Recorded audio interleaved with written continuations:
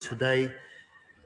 This is a government that is on the side of those who serve and on the side of those families who support those who serve. Rachel Gilmore. Thank you, Mr. Speaker. Members of the Armed Forces are the only uniformed service without a professional body to represent and support them. Will the Secretary of State give assurances that the Armed Forces Bill will include provisions to establish such a body, ensuring serving personnel and veterans have access to legal and welfare support when faced with vexatious, unmerited or unsubstantiated allegations from within the system or from external litigants working on behalf of other service personnel or third parties? Thank you for your interest. It is precisely for those reasons that we established the Armed Forces Commissioner, an independent champion for our armed forces and their families. That legislation has now become law and the recruitment process will conclude shortly. Elizabeth. Thank you, Mr. Speaker. Our servicewomen are currently not as well protected by in-service body armour, which is designed around male body types, providing inadequate ballistic protection. With testing of female body armour now underway, will the Secretary of State commend the work of MP Aerospace in improving women's safety and commit that the MOD will continue to cultivate vital UK sovereign capability like this? Can I pay tribute to one more friend who's been leading the charge for female body armour? MP Aerospace are doing a superb job on this. I know she's bringing female body armour to Parliament so we can all see that this is something that can be delivered. We have a strong commitment to investigate and support our female serving personnel through better body armour. I look forward to working with her to deliver that. Bradley Thomas. Thank you, Mr. Speaker. The government has said that we should be bolstering our preparedness for war. Can the Minister tell us when the Defence Readiness Bill will be ready and when he expects it to gain royal assent? The Defence Readiness Bill was set out in the Strategic Defence Review. We're looking across government as to how we can bolster readiness measures, not just legislative ones, but in policy changes, removing stupid rules, spending more. The Defence Readiness Bill will be something that we're looking to implement later on in this Parliament. The Armed Forces Bill is before this House now, and that's where our immediate focus lies. Mr. Speaker, Task Force Kindred has been a fantastic success of this government. Can the Secretary of State outline if there are plans to extend the programme and how defence SMEs can get on board with it? I can indeed, Mr. Speaker. Task Force Kindred has been at the heart of the UK's rapid response and our reliability as Ukraine's closest ally since Putin first invaded Ukraine nearly 4 years back. It will continue to play a central role in the future, and it has lessons for the way that we need to procure and provide our own kit and own systems for our forces too. Final question, Greg Smith. Thank you, Mr. Speaker.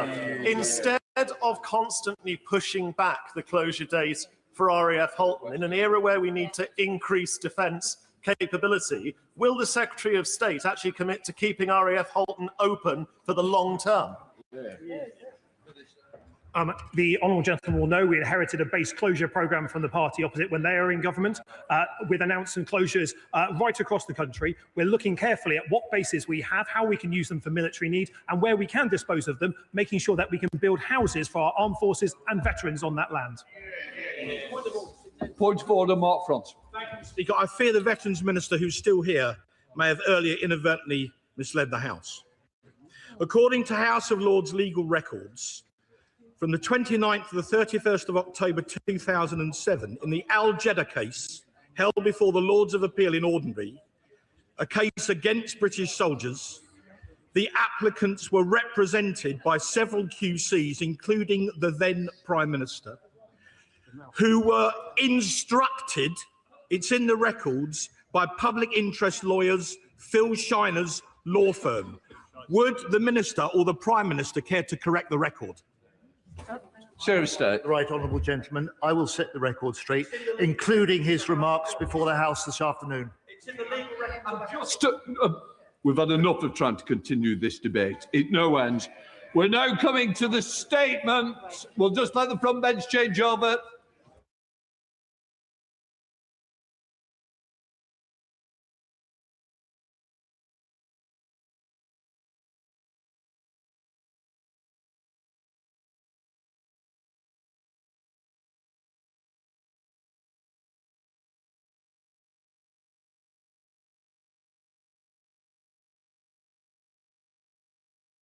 Prime Minister.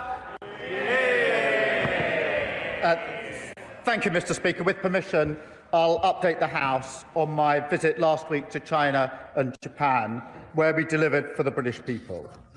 Mr. Speaker, with events overseas directly impacting on our security and the cost of living, I made it a founding principle of this government that after years of isolationism, Britain would face outwards once again. This was an 18-month strategy to rebuild our standing, and we have delivered, strengthening our US relationship with our world-first trade deal, resetting our relationship with the EU, striking a groundbreaking FTA with India, and now thawing our ties with China to put this relationship on a more stable footing for the long term. Mr. Speaker, China is the second biggest economy in the world, including Hong Kong. It's our third biggest trading partner, supporting 370,000 British jobs, and it is an undeniable presence in global affairs. It would be impossible to safeguard our national interests without engaging with this geopolitical reality. Yet we inherited a policy from the previous government, not of engagement with China, but hiding away and sticking their heads in the sand. While our allies developed a more sophisticated approach, they let the UK fall behind. We became an outlier. Of my three predecessors, none held a single meeting with President Xi. For 8 years, no British Prime Minister visited China. 8 years of missed opportunities. Meanwhile, Mr. Speaker, over that period, President Macron visited China 3 times, German leaders 4 times, the Canadian Prime Minister was there a few weeks ago, Chancellor Merz and President Trump are both due to visit shortly. In this context, refusing to engage would be a derelict. Order! Mr. Klugendart, you will be withdrawing that remark. You're withdrawing. Thank you. Can we calm it down, because I'm sure you'll be wanting to catch my eye. And I would like to hear what you're going to say, so let's not ruin the opportunity. Prime Minister. Mr. Speaker, in this context, refusing to engage would be a dereliction of duty, leaving British interests on the sideline. And incredibly, some in this House still advocate that approach. But, Mr. Speaker, leaders do not hide. Instead, we engage.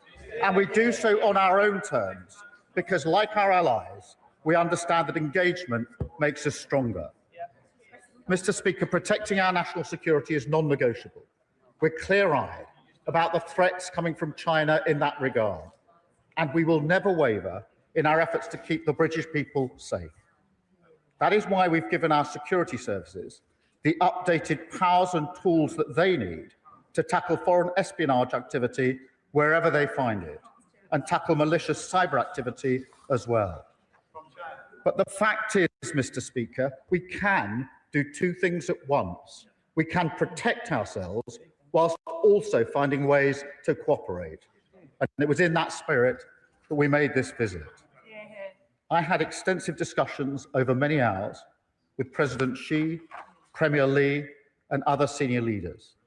The discussions were positive and constructive. We covered the full range of issues, from strategic stability to trade and investment, opening a direct channel of communication to deliver in the national interest, enabling us to raise frank concerns about activities that impact our national security at the most senior levels of the Chinese system.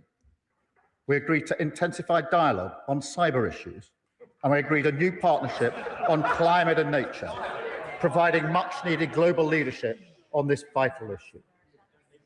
And, Mr. Speaker, I raised a number of areas of difference which matter deeply to this country. I raised the case of Jimmy Lai and called for his release, making clear the strength of feeling in this House. Those discussions will continue. and my right honourable friend, the Foreign Secretary, is in touch with Mr Lai's family to provide further briefing. I raised our human rights concerns in Xinjiang and Tibet. We discussed Taiwan, wider regional stability, Iran and the Middle East. I called on China to end economic support for Russia's war effort, including companies providing dual-use technologies. And I urged them to use their influence on Putin to push for the much-needed ceasefire in Ukraine. And, Mr. Speaker, I also raised the fact that members of this House have been sanctioned by the Chinese authorities. In response, the Chinese have now made it clear that all such restrictions on parliamentarians no longer apply.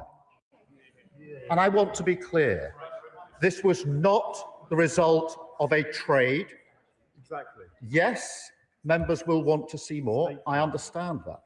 But that is precisely the point. Ignoring China for 8 years achieved nothing. This step is an early indication, not the sum total, of the kind of progress that this sort of engagement can achieve through leader-to-leader discussion on sensitive issues to stand up for British interests. Mr. Speaker, my visit was also about creating new opportunities for British businesses to deliver jobs and growth for the British people. We took with us a brilliant delegation of nearly 60 businesses and cultural powerhouses, the very best of British, as an embodiment of what this country has to offer. If anyone's in doubt as to why this matters, I urge them to spend a few minutes with any one of those businesses. They will tell you about the incredible potential there and the importance of getting out there and accessing the market.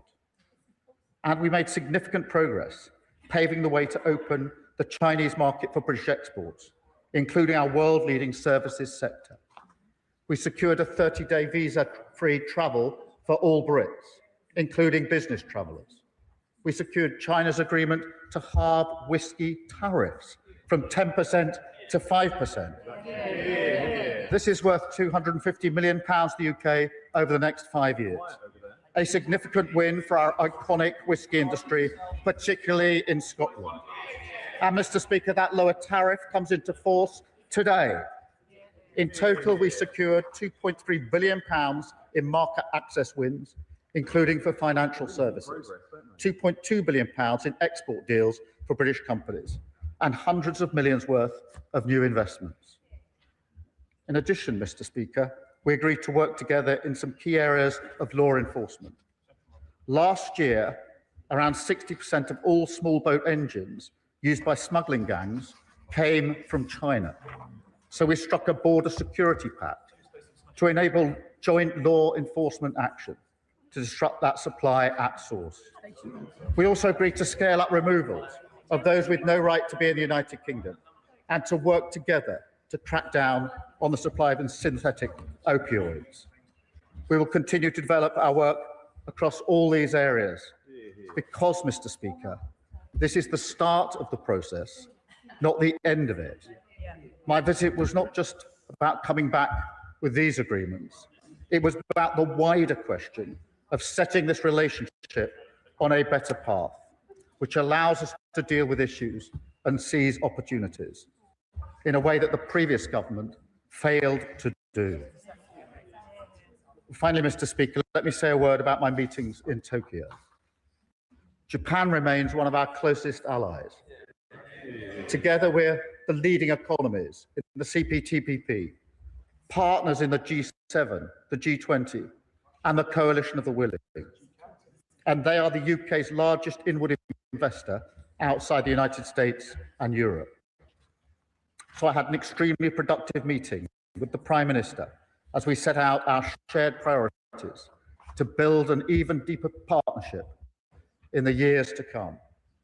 That includes working together for peace and security, supporting Ukraine as we work for a just and lasting peace, and deepening our cooperation in cutting-edge defence production, including through GCAP.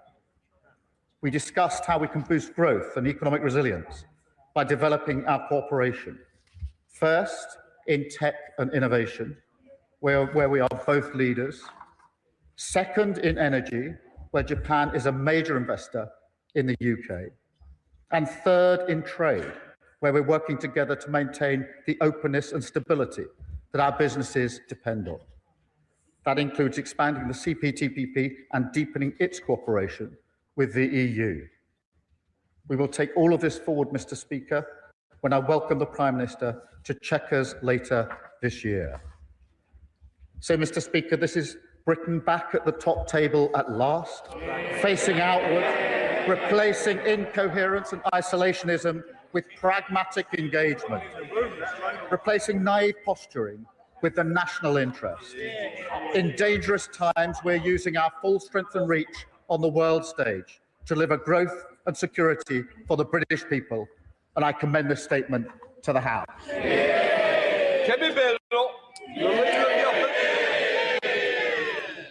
Thank you, Mr. Speaker, and I thank the Prime Minister for advance sight of his statement, but it is utterly reprehensible that he began it by accusing the previous government of isolationism.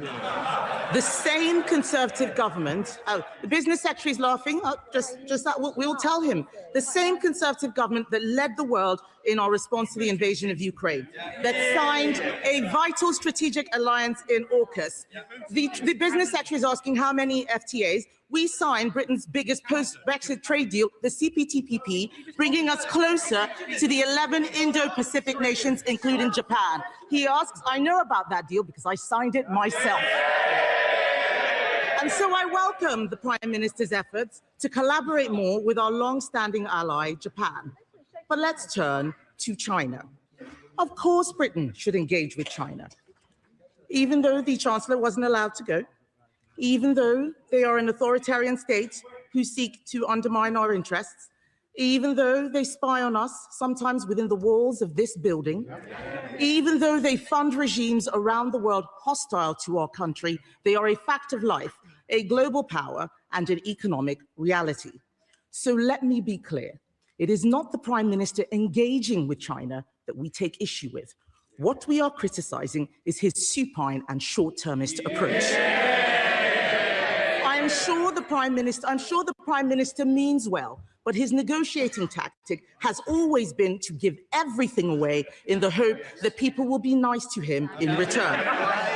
Before the Prime Minister even got on the plane, he'd already shown that he would do anything to demonstrate his good relationship with China. But China uses every interaction to improve its own position. The Prime Minister looked like he enjoyed his trip. In fact, it looked like a dream come true for a man who was virtually a communist most of his life. But apart from the...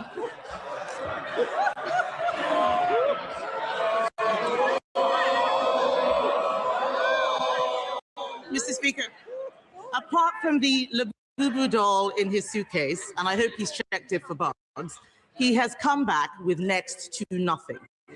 We all want cheaper tariffs for Scottish whisky, but if the Prime Minister bothered to speak to the whisky industry like I did 2 weeks ago, he would know that what they really need is cheaper energy and lower taxes. What else did he get? Visa-free travel.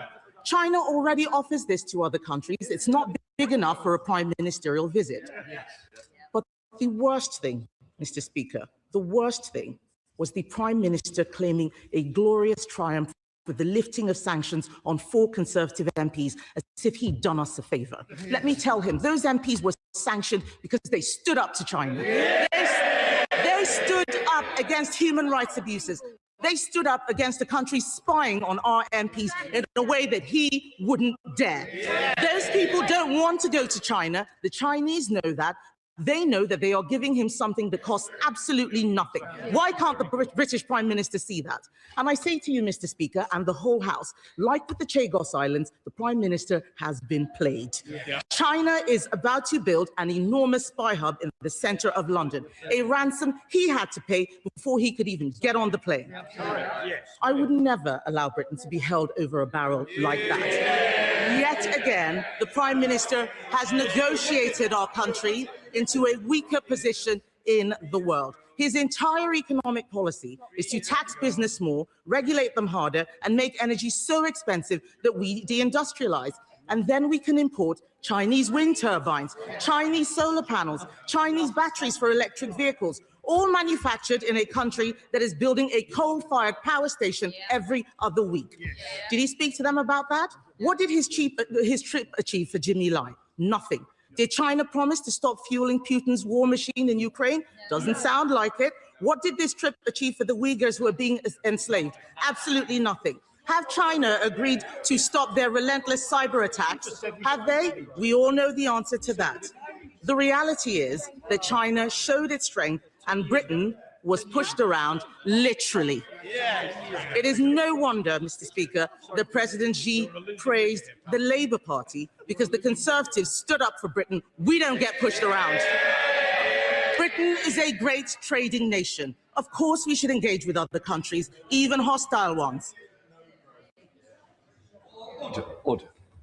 Mr. Kyle, you said to me when you go into China how well you will behave. Oh, you owe me a big thank you. You're not showing it today. Come here, Ben. Mr. Speaker, I'm not worried about the business secretary. The entire business community thinks he's a joke and doesn't know what he's talking about. So, as I was saying, of course we should engage with other countries, even hostile ones, but we need to do so with our eyes open and from a position of strength.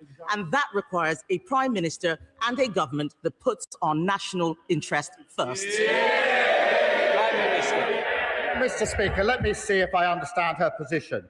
This is the Leader of the Opposition who said we should empty chair the most important NATO summit for years, who wouldn't turn up to the G7, who would rip up our valuable trade deals with the US, India and the EU. This is the Leader of the Opposition who characterised Greenland as a second-order issue, then undermined the government's position on sovereignty. And when it comes to China, her policy is to stick her head in the sand, unable to influence anything. In a volatile world, that is not policy, that's an abdication of responsibility. No wonder her front bench are leaving in droves. And Mr. Speaker, she talks of the embassy. China's had an embassy in the UK since 1877. It's currently spread across 7 sites. The Leader of the Opposition is so busy trying to hold her party together, she's clearly not read the letter the Security and Intelligence Services. But, Mr. Speaker, she claims great interest in the China embassy. She was offered an invite for a Privy Council briefing on the issue. What did she do? She chose not to attend. Mr. Speaker, that's a dereliction of duty. Even worse, what did she do? She sent in her place the member for Croydon South, the Shadow Home Secretary. That is a double dereliction of duty. Instead of taking up a Privy Council briefing, she took up a megaphone on the streets outside the embassy. I changed my party from a party of protest to a party of power. She's rapidly going in the opposite direction. And her reply this afternoon seems to be that we should engage with China, but not engage with China. That what we should do, instead of leader-to-leader discussions where we raise all the opportunities and the difficult issues, each and every one of them, instead of those leader-to-leader meetings, she'll get a bag of sand and put her head in it and influence absolutely nothing. They're so unserious about world affairs. Chair of the Foreign Affairs Select Committee, Dame Emily Thornbury. Very much, Mr. Speaker. I'd like to thank the Prime Minister for his statement, and I'm pleased to see that his trip went so well. This morning, I was in touch with the Scotch Whisky Association, who want me to convey their congratulations to the Prime Minister for securing reduced tariffs to China. But there is, of course, more work needed. A Prime Minister's job is never done. The biggest overseas market for whisky is, of course, the US, where the tariff is still too high. So can the Prime Minister confirm that this will not be the end of the support that he will give to the Scotch whisky industry and will continue to be an advocate for them? Yes, I can confirm that. we're continuing to work with the US, and of course, the India deal that we've secured will have an impact on tariff for whisky as well. Okay. Leader of the Liberal Democrats, Sir Ed Davey. Thank you, Mr. Speaker. And with your indulgence, can I start by paying tribute to my friend Jim Wallace, one of the great Scottish Liberals, and offer our thoughts and prayers to his family and many friends. Jim devoted his life to public service, his Christian faith, and the cause of liberalism. But, Mr. Speaker, his judgment wasn't always impeccable, for it was Jim who gave me my first job in politics. We will miss him. Turning to the statement, can I thank the Prime Minister for advance sight of it? I listened to the Conservative leader, whose position now seems to be to oppose trade with the world's biggest economies. So much for global Britain. But with Mr. Speaker, with President Trump threatening tariffs again, just because of the Prime Minister's trip, with Vladimir Putin still murdering civilians in Ukraine, now more than ever, the United Kingdom must forge much closer alliances with nations who share our values, our belief in free trade, and our commitment to our mutual defence. But China is none of those. The Prime Minister's main focus should be on the closest possible ties with our European neighbours, our Commonwealth allies, and our friends like Japan and Korea. So once again, he has made the wrong choice. However, unlike the Conservative Party, we think he was right to go and engage. But just like with President Trump, he approached President Xi from a position of weakness instead of a position of strength, promising him a super embassy here in London in return for relatively meagre offers from China. He rightly raised the case of Jimmy Lai, whose children fear for his health after 5 years held in captivity. So will the Prime Minister tell us what Xi said to give him confidence that Mr. Lai is now more likely to be released? Did he also challenge Xi over the bounties on the heads of innocent Hong Kongers here in the United Kingdom? Or the revelations that China hacked the phones of number 10 officials for years? In other words, did he stand up for Britain this time? And yet again, Mr. Speaker, the Prime Minister had to spend time on a foreign trip responding to revelations about the vile paedophile and sex trafficker Jimmy Epstein and his relationship with Lord Mandelson. The Prime Minister has rightly said that Mandelson should resign from the other place. But since he hasn't, will he back a simple piece of legislation to strip him of his peerage? Surely this House could pass it tomorrow. Minister. Can I start by offering my deep condolences on behalf of the government in relation to Lord Wallace? He was a kind and decent man, and I know he'll be sorely missed on the Liberal Democrat benches, and may he rest in peace. In relation to the approach to China, of course we need to build stronger alliances with our key partners, and that's what we have been doing, particularly with the EU. But he's wrong. It's not a choice between doing that and engaging with China. One can do both, and that is what we're doing. And I think it's more important where there are opportunities and sensitive and really important disagreements to have a meeting to discuss them. Because the House is violently agreeing that there are issues that need to be discussed. The difference between us is we think that having a leader-to-leader meeting to discuss those issues is better than sticking your head in the sand if you really want to influence things. So we can do both. In relation to the points he raised, yes, I did raise the case of Jimmy Lai, and we've now spoken to his family about that discussion. Yes, I did raise the case of Hong Kong. I raised a number of human rights issues as I listed. The point was, by being in the room, having the debate one-to-one with the leader at leader level, it was possible to raise those issues. There is frankly no point standing in this House shouting and screaming about issues if you're not prepared to get in the room to discuss them. It gets you absolutely nowhere. Sharon Business Committee, Liam Byrne. Thank you very much, Mr. Speaker. I want to welcome the Prime Minister's serious engagement with serious power. It is essential to safeguarding our national interest. Mr. Speaker, the complexities of China require from Britain a whole-of-society approach, which is completely impossible until the government publishes a clear China strategy to explain what is off-limits and how we're going to rebalance competition with Chinese industry that is 6 times over-subsidised compared to our firms. Now, last week in Europe, I heard very clearly from our partners that they are worried that the lackadaisical approach to policing Chinese competition risks deeper integration with Europe. The EU has 143 trade measures in place against Europe. We have none. So will the Prime Minister now follow through his meetings last week and publish a strategy coordinated with our allies so we can take out the guesswork and put in place the guardrails for this important relationship? Prime Minister. Can I thank him for his question? Obviously, the general approach was set out in the Lady Mayor's banquet speech I gave just before Christmas. On the point he makes about Europe, this is a really important point. As I mentioned, President Macron went to China just a few weeks ago.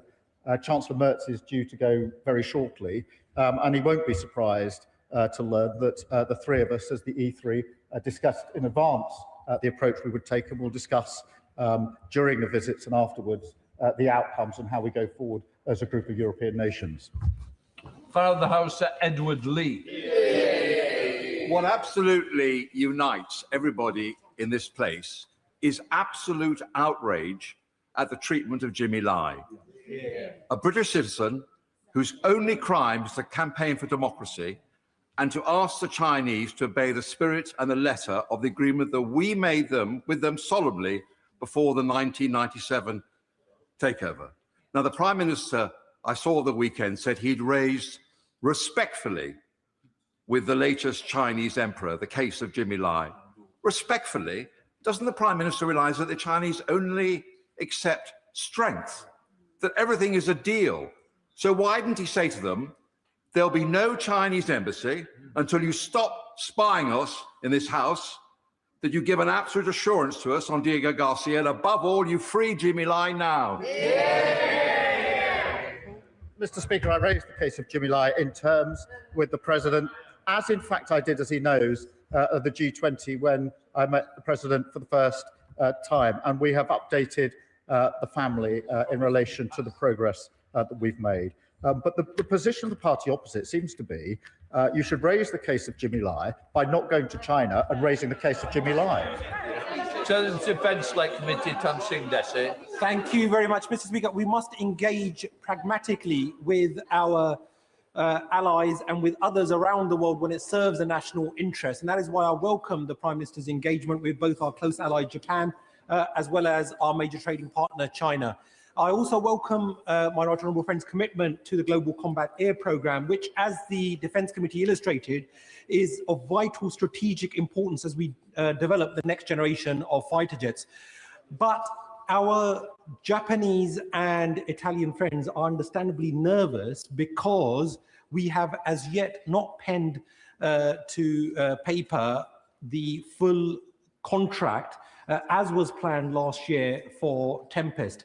So can the Prime Minister clarify when that fully formalised contract on GCAP will be penned? And can he also confirm that the timeline and programme will not be sliding sideways? Prime Minister. Can I thank him for raising this programme, which is a very important programme. He'll be pleased to know I did discuss it in my discussions with the Prime Minister in Japan, and we will be publishing our defence investment plan shortly. Tom Tugundar. Thank you, Mr. Speaker. You have been stalwart in standing with those of us who were sanctioned by the People's Republic of China all those years ago, and you've been very clear that we stand as one in this House. Do you not find it as surprising as I do that the Prime Minister has come back with a deal that lifts the sanctions on those 6 of us who are still in this House, but not the one who isn't, nor the lawyers, advisors and academics who support the work of this House? Is this not a direct affront to the democracy of this place, an attempt to divide and conquer that we've seen China play against the European Parliament and sadly has tricked our government too? Prime Minister. Well, Mr. Speaker, I thank you for raising this point. I know how much it matters personally to him and to the others that he referenced. I did raise it directly, and that got the response that the restrictions do not apply to parliamentarians. I accept the challenge that we need to go. I accept the challenge, the points that we need to go further. That doesn't mean that what we've achieved should be put to one side. I accept that we must go further, and I'll work with colleagues across the House in order to do so. But in order to go further, we have to engage, and we have to engage at the leader level. Tony Ball.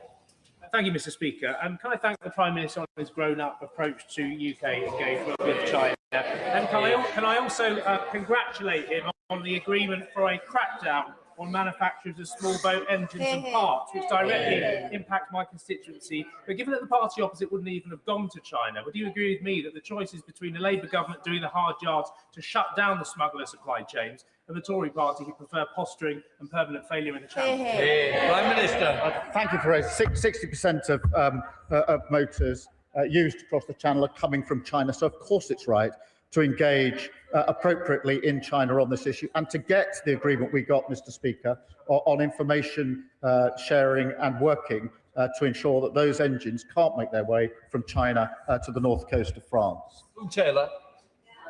Mr. Speaker, I'm going to have another chance, another try at the question my right honourable friend asked in his original statement. Can the Prime Minister tell us what President Xi said about the case of Jimmy Lai and what gave him the confidence that we might see movement in the case soon?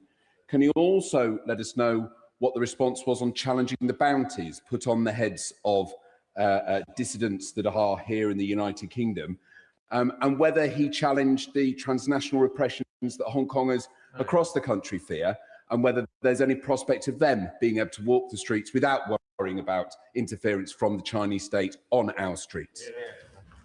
Prime Minister. As I told the House, I raised the case of Jimmy Lai in terms. I won't go into the details of the discussion, safe to say, but we've subsequently spoken to Jimmy Lai's family about that. In relation to the wider issues he raises, including Hong Kong, yes, all of those issues were raised. Samantha Nibble. Mr. Speaker, I want to thank the Prime Minister for his incredible leadership on an international scale, which has a direct benefit on us domestically, not least the disrupting of the supply chain for engines to small boats. I just wonder, because it's not a silver bullet to solve the challenge with immigration through illegal routes, whether the conversation came up about TikTok being used as a platform to share disinformation and misinformation to encourage people to make dangerous journeys. Prime Minister.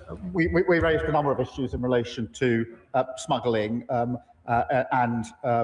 the focus was very much on the small boat, on the engines for the small boats, because of the fact that 60% of them are coming from China. We need to stop that supply chain if we're going to deal with the crossings. Sir Andrew Mitchell. Thank you, Mr. Speaker. In spite of the somewhat thin economic gruel with which he has returned, the Prime Minister was absolutely right to visit China. But if I may return to the issue of human rights, and in particular Jimmy Lai, did the Prime Minister say, as the whole House would have wished him to say, that this British citizen, nearly 80 years old, held in solitary confinement and denied the chance to practice his religion, should surely receive clemency and be returned to the United Kingdom, or did he merely deliver a written note? Minister. No, I didn't deliver a written note. I engaged seriously on the issue, as he would have expected me to, and went into the details of the case that I was making in the way he would have expected me to do so. Rachel Blair. Thank you, Mr. Speaker. My constituent, the journalist and democracy campaigner Jimmy Lai, was convicted under Hong Kong's draconian national security law. I've listened carefully to what my right honourable friend, the Prime Minister, has said. We have heard that he has raised this issue on his visit. Jimmy Lai is desperately unwell now. His health is failing. I've heard what the Prime Minister has to say. I'm grateful that the Foreign Secretary will be speaking to Jimmy's family. Can the Prime Minister share with us his assessment of will we see Jimmy Lai free in 2026? Prime Minister. I thank her for all the work she does on behalf of her constituent. Yes, I did raise this and in detail and made it clear that we were calling for his release, plus other details of the situation in which his health and the situation is being held in. I believe it's the right thing to engage at the highest level on issues of such concern and to have that conversation. I believe that is a far better strategy than putting your head in the sand, which is the policy apparently of the party opposite. Stephen Flynn. Mr. Speaker, as you will be aware, when the Prime Minister was in China and Japan, he gave comment that Andrew Mountbatten Windsor should testify before Congress in the United States. What the Prime Minister chose not to do was to offer an unreserved apology to the victims of Jeffrey Epstein for appointing his other friend, Peter Mandelson, as the ambassador to the United States of America. So now that he's back from China and Japan, will he take this opportunity to do just that? And does he agree with myself that Peter Mandelson should be subject to a police investigation for potential criminality whilst in public office? Prime Minister, there is a statement. Only SNP could go about this in the way. Instead of welcoming the halving of tariffs on Scottish whisky, he raises things that have got absolutely nothing to do with China or Japan. Only the SNP have got no interest at all in delivering for Scotland. My method. Thank you, Mr. Speaker. Does the Prime Minister recall that during the time of Brexit negotiations, that the Tories told us that we had more to gain outside of the EU than inside, and that within days of Brexit we would be signing trade deals with the US and China that would be bigger than the trade deals that existed with the EU? What we got was a botched Brexit and isolated from our European neighbours, and now they want to extend that isolation to a global scale. My honourable friend agree with me that Britain wouldn't be treated decently or with any confidence by our global neighbours or global friends if we'd adopted such an approach. Well, can I thank you for raising this period in our history, because of course this is 2015, 2016. The party opposite had a manifesto in 2015 which dealt with the question of a referendum in relation to Brexit. It also set out their position on China. Mr. Speaker, I had a look at it this morning, 2015, that very manifesto, to strengthen economic links with China, including seeking a free trade agreement. That used to be their position. Then they veered to the other side of the road, and now they stick their head in the sand and pretend that they can influence events. William Lewis. Prime Minister's position seems to be, if a bully is big enough, rich enough and powerful enough, the pragmatic thing to do is to pay into his protection racket. Can he at least show some sign of moral compass by accepting the fact that China is a repressive, brutal, communist, totalitarian state which dishonoured all the provisions of the Hong Kong Agreement? Prime Minister. Their position seems to be that if one has concerns in relation to China, their position seems to be the pragmatic thing to do is to buy a bag of sand and put your head in it. I don't think that's going to influence anything. Nothing said here has any influence if you don't have a meeting. Thank you, Mr. Speaker. I want to congratulate my right honourable friend on last week's handsome wins, including visas in China. I just wondered if the same issue arose in Japan. I did a brilliant visit to the Japan-London school in my seat the other day, but they are finding the dogmatic visa changes made by the Conservative government burdensome. So will you look into that? And also praise the contribution of the Japanese enacted from sushi to bilingual education. Well, Mr. Speaker, we had very productive meetings in Japan. Amongst the discussions was how we open up to more trade between our two economies. Richard Tice. Thank you, Mr. Speaker. The Prime Minister said that this visit to China was good for British jobs. So having wrongly granted consent to the super Chinese embassy, can he confirm that it will be built with brilliant British steel from Lincolnshire as opposed to Chinese steel? It was this government that took the action on Scunthorpe to make sure we have British steel at Scunthorpe, one of the proudest things I've done. John Brady. Thank you, Mr. Speaker. I welcome the Prime Minister's statement, facing into the world as it is. Mr. Speaker, Des Brown, Baron Brown of Ladyton, is retiring from the other place after decades of distinguished public service as a Labour MP for Kilmarnock, Defence Secretary, and his work on the prevention of the spread of nuclear weapons. China is a significant and growing nuclear power with over 600 warheads, and this week the US and Russia New START treaty comes to an end. Can the Prime Minister tell me if the UK is engaging with China at the highest levels to prevent the risk of nuclear weapons and combat nuclear proliferation? Prime Minister. Well, can I first start by paying tribute to the contribution that Lord Brown has made and to assure him that our discussions with China did include how we de-risk the situation in relation to the risk in relation to nuclear weapons. Alicia Cairns. Yeah.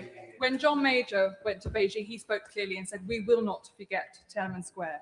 In contrast, the Prime Minister refused to say Jimmy Lai's name himself until he was wheels up. I have never said we should not engage with Beijing. I have said we should not give them a propaganda visit. And it is extraordinary to abdicate the responsibility of the Chinese Communist Party, whose actions we had to respond to, and therefore pause trade talks, as if they have done nothing wrong.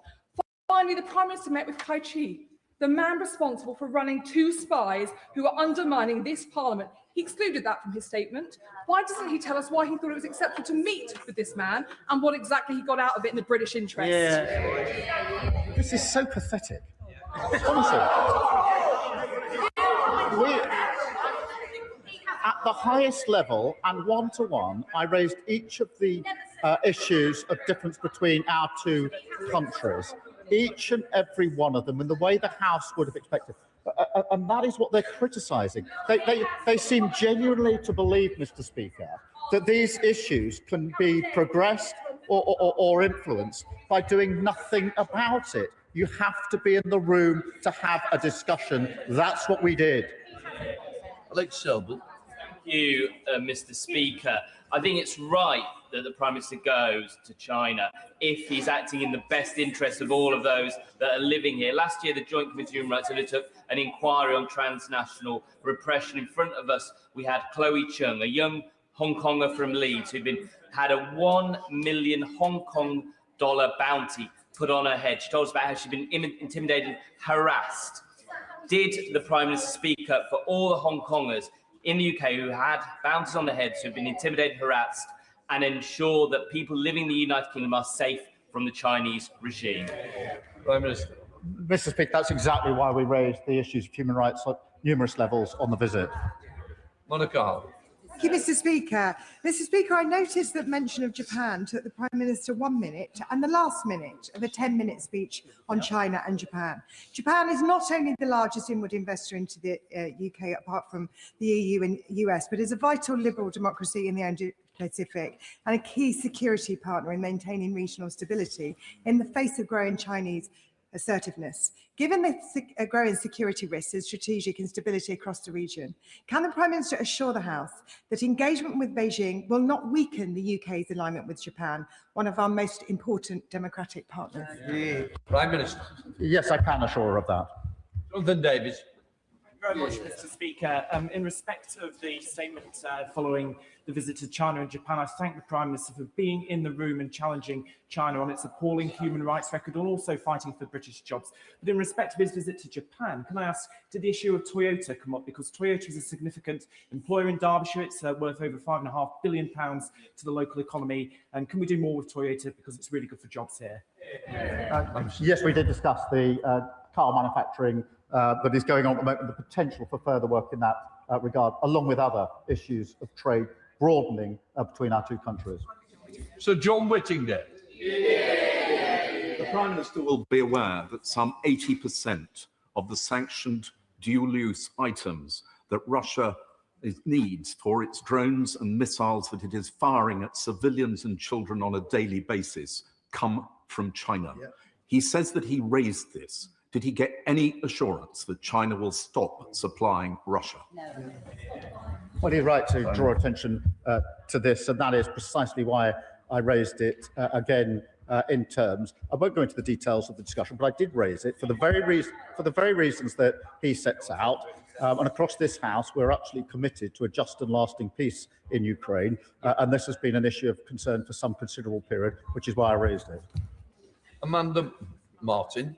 Mr. Speaker, I welcome the Prime Minister's recent engagement in Tokyo and the strengthening of our relations with Japan as a key economic and strategic partner. Can he explain how SMEs in Portsmouth, particularly in maritime and defence, such as Griffin Marine, alongside the creative industries, will benefit from deeper UK-Japan cooperation? Because, Mr. Speaker, having seen Archie Cole, my 18-year-old son, a professional wrestler, currently competing on Tokyo TV in Magic Monday, I know firsthand how international engagement can open doors for individuals and ports of local businesses alike. Can I congratulate her son on his achievements? And in relation to SMEs and businesses, yes, we discussed how we can enhance our engagement and enhance growth and jobs right across all of our constituencies, including hers. Mr. McVeigh. Does the Prime Minister accept that in his rush to hoover up economic crumbs from President Xi due to his appalling handling of our economy, he is having to increase strategic dependence on Beijing? The public see the risks he's taking with UK security. Does he? Prime Minister. Mr. Speaker, the first thing I'd say is they crash the economy, so lectures from them on the economy are not welcome.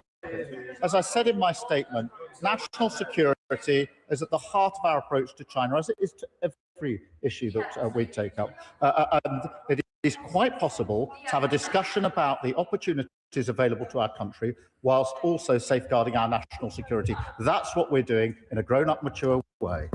Thank you very much, Mr. Speaker. Further to the question from our right honourable friend from Birmingham, Hodge Hill and Solihull North, the anti-dumping measures that we impose on Chinese goods into this country protect hundreds of jobs in Stoke-on-Trent, whether that be in the ceramic, tableware manufacturing sector or the retreading tyres at the Michelin factory. Is the Prime Minister able to give a guarantee that as economic work with China continues, that these measures will not be junked? Because it's not an abstract measure, Mr. Speaker. It is protecting hundreds of jobs in a part of the country that most needs them. I thank you for raising this issue, and I can give him that assurance. I know how much it matters, and that's the approach that we've taken. Chris Law. Mr. Speaker, over the past weeks, thousands of Chinese fishing boats have been tracked, creating up to a 300-mile-long blockage in the East China Sea off Japan, seen by many as a strategy for future blockade. Given the huge reliance on these routes for trade, this action would cause global economic shock, threaten thousands of jobs in Scotland and dramatically increase cost of living. So can the Prime Minister tell the House what explanation his Chinese counterparts gave for this behaviour and what subsequent discussions he had with the Japanese Prime Minister about maintaining maritime security in the region?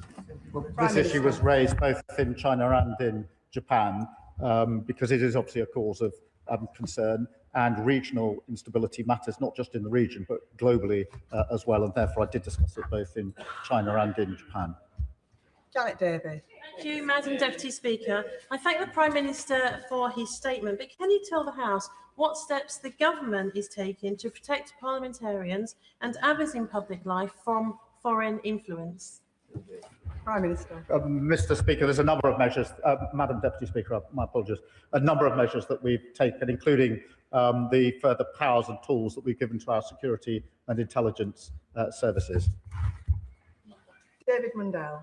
Thank you, Madam Deputy Speaker. Can I echo the tributes to Jim Wallace? He was one of the most significant Scottish politicians of his generation, and it was a privilege both to know him and to work with him. I think, Madam Deputy Speaker, we've established that the Prime Minister was in the room, but what difference will it make? What difference will it make for people who weren't in the room in Ukraine? A huge difference. So that's why I discussed it with Volodymyr Zelensky before I went in terms, and that's why I'll discuss it with him again in coming days in terms. Alex Baker. Thank you, Madam Deputy Speaker. I want to welcome the Prime Minister's leadership on this trip, including his words in Japan about the value of the Global Compact Air Programme. This is not only a strategically important programme for global security and autonomy, but important for businesses grown him out of my constituency, including BAE Systems and Kinetic. Can the Prime Minister highlight the work he is doing to ensure this critical endeavour makes progress? Look, I thank you for that question, because Japan is a key colleague and partner when it comes to defence and security, and that's why across a range of issues we discussed what more we can do, including on GCAP. Martin Vickers. Thank you, Madam Deputy Speaker. In reference to an earlier question, the Prime Minister mentioned Scunthorpe Steelworks, where hundreds of my constituents are employed. We welcome the government's support to date. Was he able to discuss the ownership, Jingye's ownership, with his Chinese opposite number? And is he able to give any positive assurances to my constituents about their long-term future? Well, can I give this assurance to his constituents that we absolutely believe in the importance of steel being made in this country, and that is why we took the measures, as he knows, on a Saturday to take the steps that were necessary in relation to steel production in his constituency. Alex Ballinger. Deputy Speaker, the Prime Minister will know there are many excellent West Midlands businesses that export to China, including great car makers like JLR, the Morgan Motor Company and Aston Martin, collectively worth the most of any region in the UK, I will say. Can the Prime Minister outline how his trip to China, including the 30-day visa-free travel, will benefit these businesses and drive jobs and exports in our region? Prime Minister. Well, he'll be pleased to know that JLR were there with us on the delegation in China, and they're very acutely aware of the difference the better trade and economic measures with China will have in relation to their business and jobs in his constituency. Richard Ford. Thank you, Madam Deputy Speaker. In 2023, the Intelligence and Security Committee reported that, quote, the UK's academic institutions provide a rich feeding ground for China to achieve both political influence and economic advantage. Can the Prime Minister let us know, was the issue of interference in UK universities raised with President Xi? Well, I raised a wide range of issues of concern to this House with President Xi, as he would have expected. Rachel Taylor. Thank you, Madam Deputy Speaker. Growing our relationship with China could boost our motor manufacturing industry. The Prime Minister will know only too well that small businesses in this sector are the engine of economic growth in my constituency and right across the West Midlands. Can he set out how his visit will help small businesses in North Warwickshire and Bedworth? Prime Minister. Well, Mr. Speaker, and thank you for a question. This is so important in terms of the opportunities that we have, and that's why we had representatives from motor manufacturing with us. They're only too well aware of the great advantages that taking the full benefit of the opportunities will have for her constituents and others. Dr. Andrew Merrison. Prime Minister's friend, Baroness Helena Kennedy, a sanctioned person, clearly believes that the juice wasn't worth the squeeze, or indeed the price of the plane tickets, because she has described the returns the Prime Minister has secured as meagre.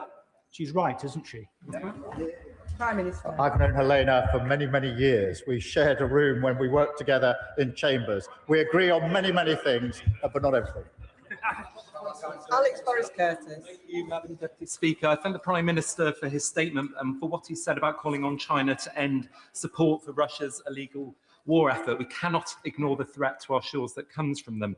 As we know very well in Wales, where Nathan Gill, the Reform UK former leader in Wales, is serving 10.5 years in prison for taking bribes from Russia. So will the Prime Minister again join me in condemning that treacherous activity and reassure me that he will continue to push China on this important point? Yes, I will, and I'm grateful for raising the shocking case of Nathan Gill, as he rightly says, I think 10.5 years for taking bribes in relation to Russia, and the leader of Reform is not even interested enough to make an investigation to see whether that's the extent, which it won't be, of Russian influence in his party.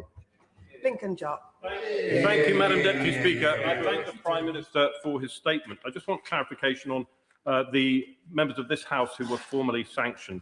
The Prime Minister said, President Xi told me that all parliamentarians are now free to travel to China. Does that mean that they are no longer legally sanctioned? And did he get that in writing? Prime Minister.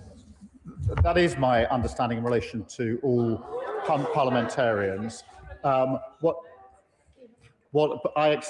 In relation to parliamentarians, I accept that in relation to others, we do need to see how much further we can go. Matt Bishop. Thank you, Madam Deputy Speaker. I thank the Prime Minister for his statement. I wondered if he agrees with me that the security of this country is the government's first and foremost priority at all times. Prime Minister. Yes, I do. It's front and centre of everything we do, wherever we're acting on the world stage. Then Subjective. Thank you, Madam Deputy Speaker. I just wanted to follow up on the questions from the Chair of the Defence Select Committee and the member for Aldershot on GCAP. We know that the funding for the next round of GCAP is shortly going to run out in a matter of months for Edgewing and for the British phase of the programme. It's been reported that this is being delayed due to the delay to the Defence Investment Plan. Will the contract for the next phase of GCAP be signed before the Defence Investment Plan is published? Prime Minister. He'll be pleased to know this was a matter of discussion in Japan, and the Defence Investment Plan will be published very soon. Calvin Bailey. Thank you, Madam Deputy Speaker. Mark Carney rightly challenged fellow middle powers to stop living a lie and recognise the changes in the geopolitical landscape, because comfortable assumptions about the international order are no longer true. The system which once we benefited from cannot become the source of our subordination. It was therefore important to hear the Prime Minister's firm commitment to GCAP in Japan, and does he agree with me that investment in programmes like GCAP is essential to address this geopolitical challenge? Yeah.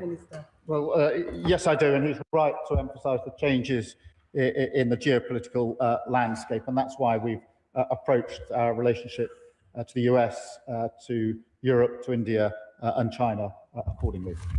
Greg Smith. Thank you, Madam Deputy Speaker. In his discussions on what the Prime Minister somewhat mildly describes as areas of difference, did he raise the discovery of kill switches and hidden comms devices in Chinese-manufactured solar panels? And if he did, can he assure us that rather than politely asking for this practice to stop, he demanded it? Madam Deputy Speaker, we raised all of the sensitive issues, and we did it in direct terms and in the room, and that, to my mind, is the right way of trying to make progress on these very important issues. Richard Baker. Madam Deputy Speaker, it was a privilege to serve with Jim Wallace in Holyrood, and can I associate myself with the tributes to him.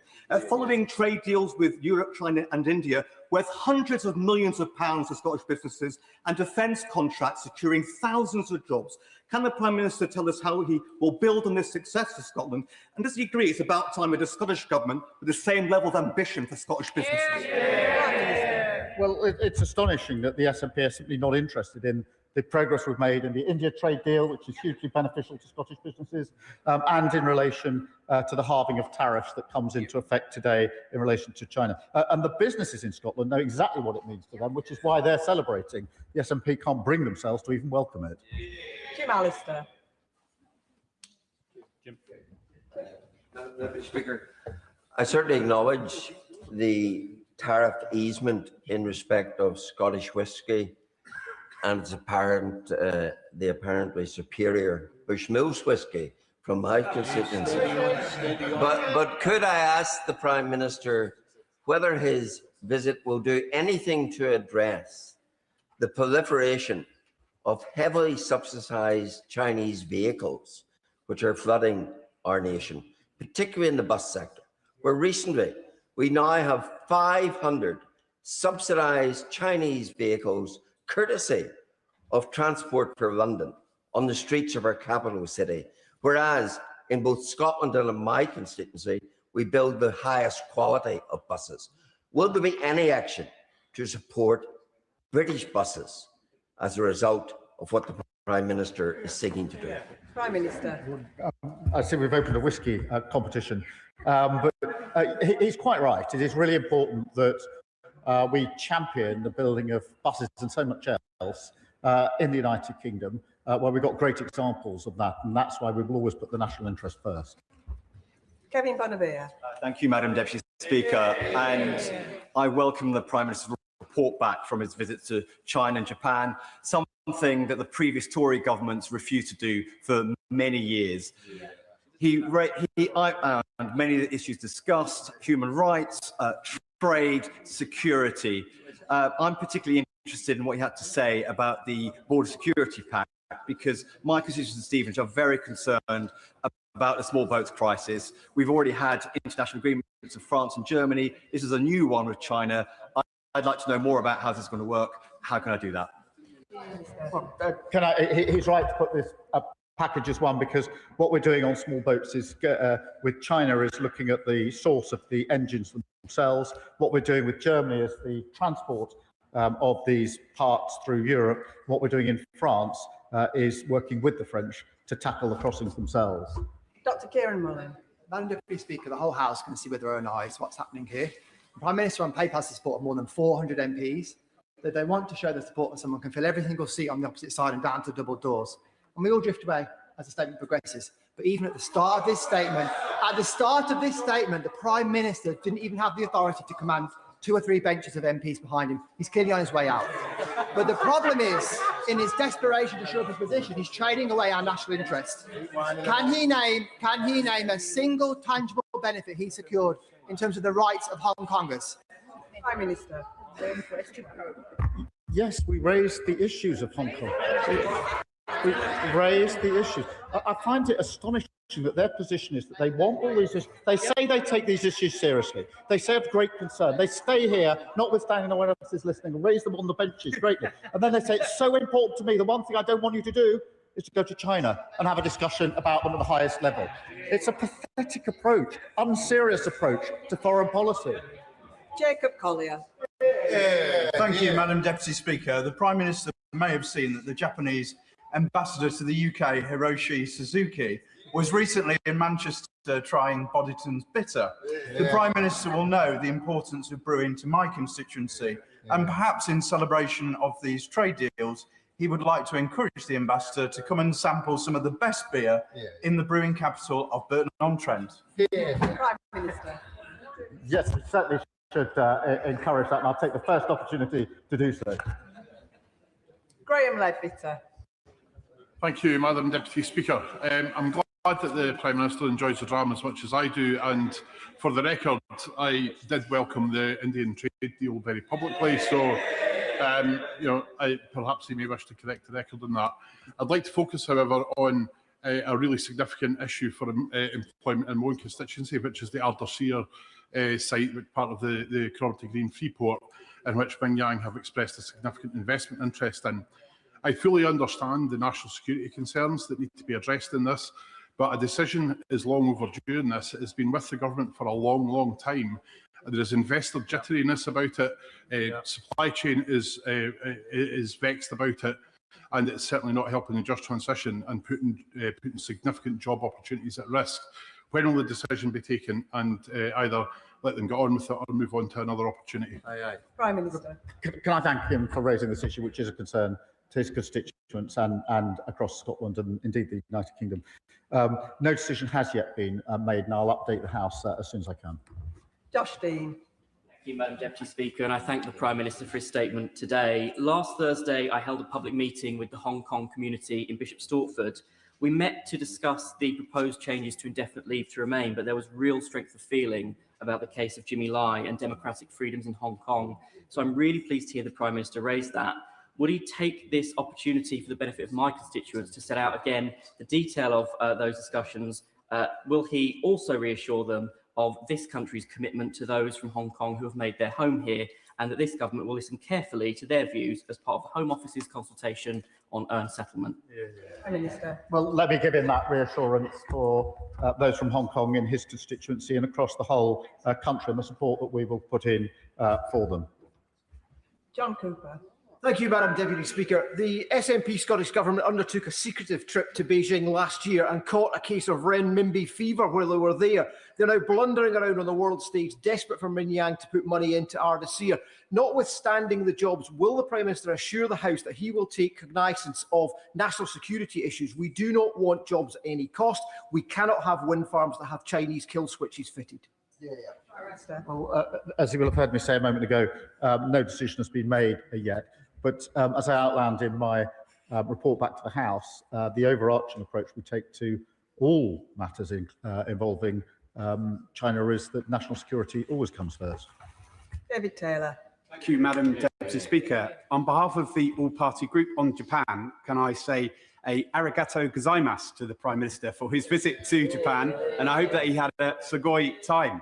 I think we are all proud in this House of the GCAP programme, which holds a great opportunity not only for global, regional and UK security, but also for British jobs. The Prime Minister mentioned that Japan is already one of the main investors in the UK. Does he share my hope that this programme, just like the Concorde programme with France all those years ago, will lead to knock-on benefits for British jobs and innovations in our economy? Prime Minister. Well, can I thank him for his comments and his message over the weekend.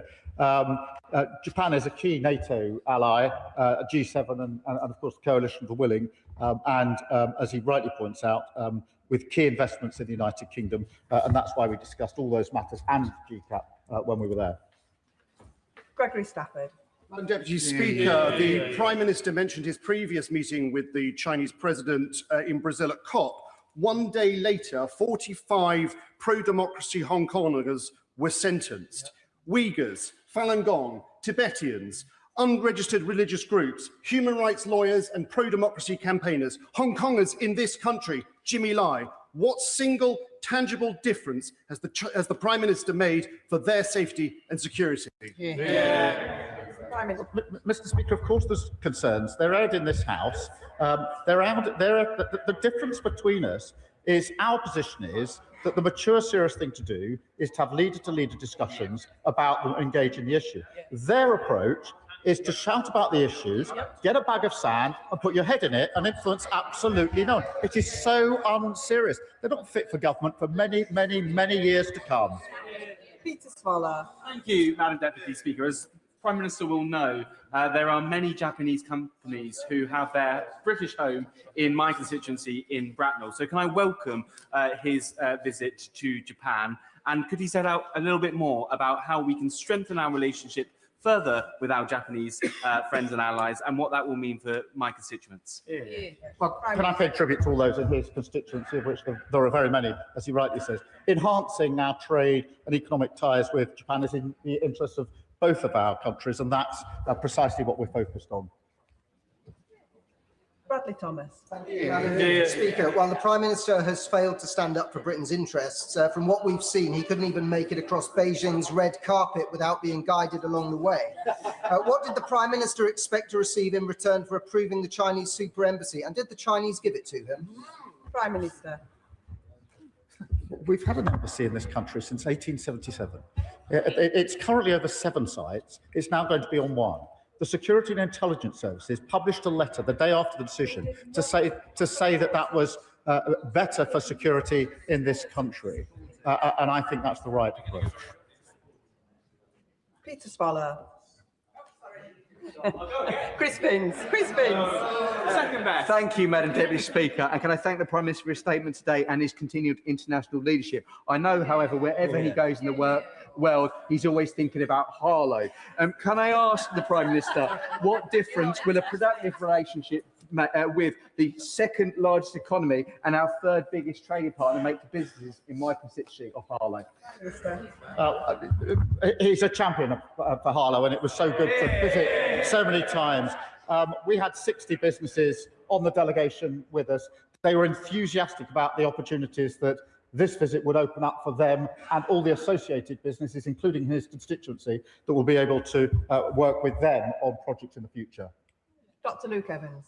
It's widely reported in the media that the Prime Minister and his entourage had burner phones when they went across to China. Could he confirm this? And if it is confirmed, was the reason because he was worried he was being spied upon? Prime Minister. Madam Deputy Speaker, we took appropriate precautions, as we do whichever country we visit. John Slinger. Thank you, Madam Deputy Speaker. Like the Prime Minister, I'm a musician and a strong advocate for the creative arts sector. So could he set out to the House a little more why he took so many creative arts and cultural organisations with him to China? And does he agree that Britain is the best in the world at the creative arts? It's good for trade, it's good for jobs, it's good for our young people particularly. And the kind of visit he's been on will help with this, as will investment at home and abroad. I thank him for his question. I agree with him. We are the best in the world, and the creative sector, those from the cultural institutions, were with us on the visit because they could see the great advantage in better relations and better engagement, not only in relation to the cultural aspects, but of course they are in themselves really important businesses. Danny Kruger. Very much, Madam Deputy Speaker. The Prime Minister is very full of the abstract virtue of engaging with China and getting in the room with them. He used to say that Britain shouldn't even sign a trade deal with China because of the persecution of the Uyghur people. So having now got in the room with the Chinese leader, can he tell the House a single thing that he achieved on behalf of the Uyghurs, or indeed on behalf of the security of this country? Prime Minister. Yes, engaging is really important for the security of this country. And just for clarity, we didn't sign a trade deal on the visit. We simply looked at the ways in which we can open the opportunities for businesses. There were 60 big businesses with us on the visit, and they're absolutely clear about the advantages to them. And I'd much rather take their view on the advantages than the nonsense that's being spouted on the other side of this House. Harriet Cross. Thank you, Madam Deputy Speaker. China is helping to fund Russia's war on Ukraine via the shadow fleet and Russian oil. Firstly, can the Prime Minister unambiguously confirm that he mentioned and brought up Russian oil and the shadow fleet, because it's not mentioned specifically in the statement? And secondly, what steps will China now take to end their importation of Russian oil, which is funding death and destruction across Ukraine? Well said. Well, this is a really important issue, and that's why I had a phone call with Vladimir Zelensky the day before I left. I'll have a further discussion with him when I get back, and I raised the issue in terms during the course of the visit. Charlie Dewhurst. Madam Deputy Speaker, and further to that point, Russia has been able to triple its ballistic missile production because it has access to Chinese rocket fuel, has access to Chinese machine tools, and it has access to Chinese microprocessors. In return, China is receiving vast quantities of discounted oil, gas, aluminium, and other natural resources. China is quite literally fueling the war in Ukraine. So can I ask the Prime Minister once again, what specific guarantees did he receive from the Chinese government that they would work to de-escalate the conflict in Ukraine? The reason I spoke to Vladimir Zelensky was to have a discussion with him in advance as precisely the terms in which we would approach this issue. I then followed through on that, and I will talk to President Zelensky again in coming days about this. We're working hand in glove with the Ukrainians for the outcome that we all want, which is just and lasting peace. Shannon. Deputy Speaker, can I thank the Prime Minister for his statement, and I welcome the PM's successful trade missions to China and Japan. In particular, I'm heartened by the strides made in Japanese cooperation. However, I would like to ascertain what steps forward were made in terms of the Chinese treatment of Christians, of Uyghur Muslims, of Falun Gong and other religious minorities, and how the Prime Minister was able to use diplomatic soft power to bring about the changes required to stop human rights, or to provide human rights protection, and to stop religious persecution and successful trade between the two nations. Thank you. I'd like to raise these really important issues, and that's why I raised them myself during the course of the visit, and I thank you. And that concludes the statement. I'll give a few moments for the front benches to swap over.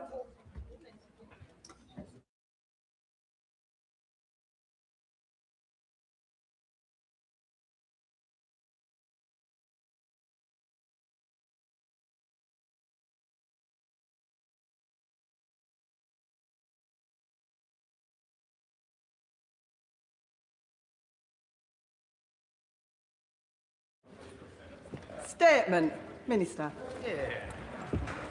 Thank you, Madam Deputy Speaker. Madam Deputy Speaker, as I know right honourable and honourable members across the House will agree, Jeffrey Epstein was a despicable criminal who committed disgusting crimes and destroyed the lives of countless women and girls. What he did is unforgivable. His victims must be our first priority. As the Prime Minister has said, anybody with relevant information must come forward and cooperate with investigations so that Jeffrey Epstein's victims can get the justice they have been denied for too long.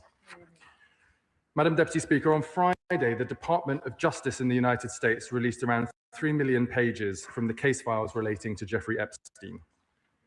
It is increasingly clear that his awful crimes involved and were facilitated by many, often powerful people, both by actively participating in those crimes, but also by failing to hear those victims' voices, by equating wealth with integrity, and by not using one's privileged position to speak out, even against a friend.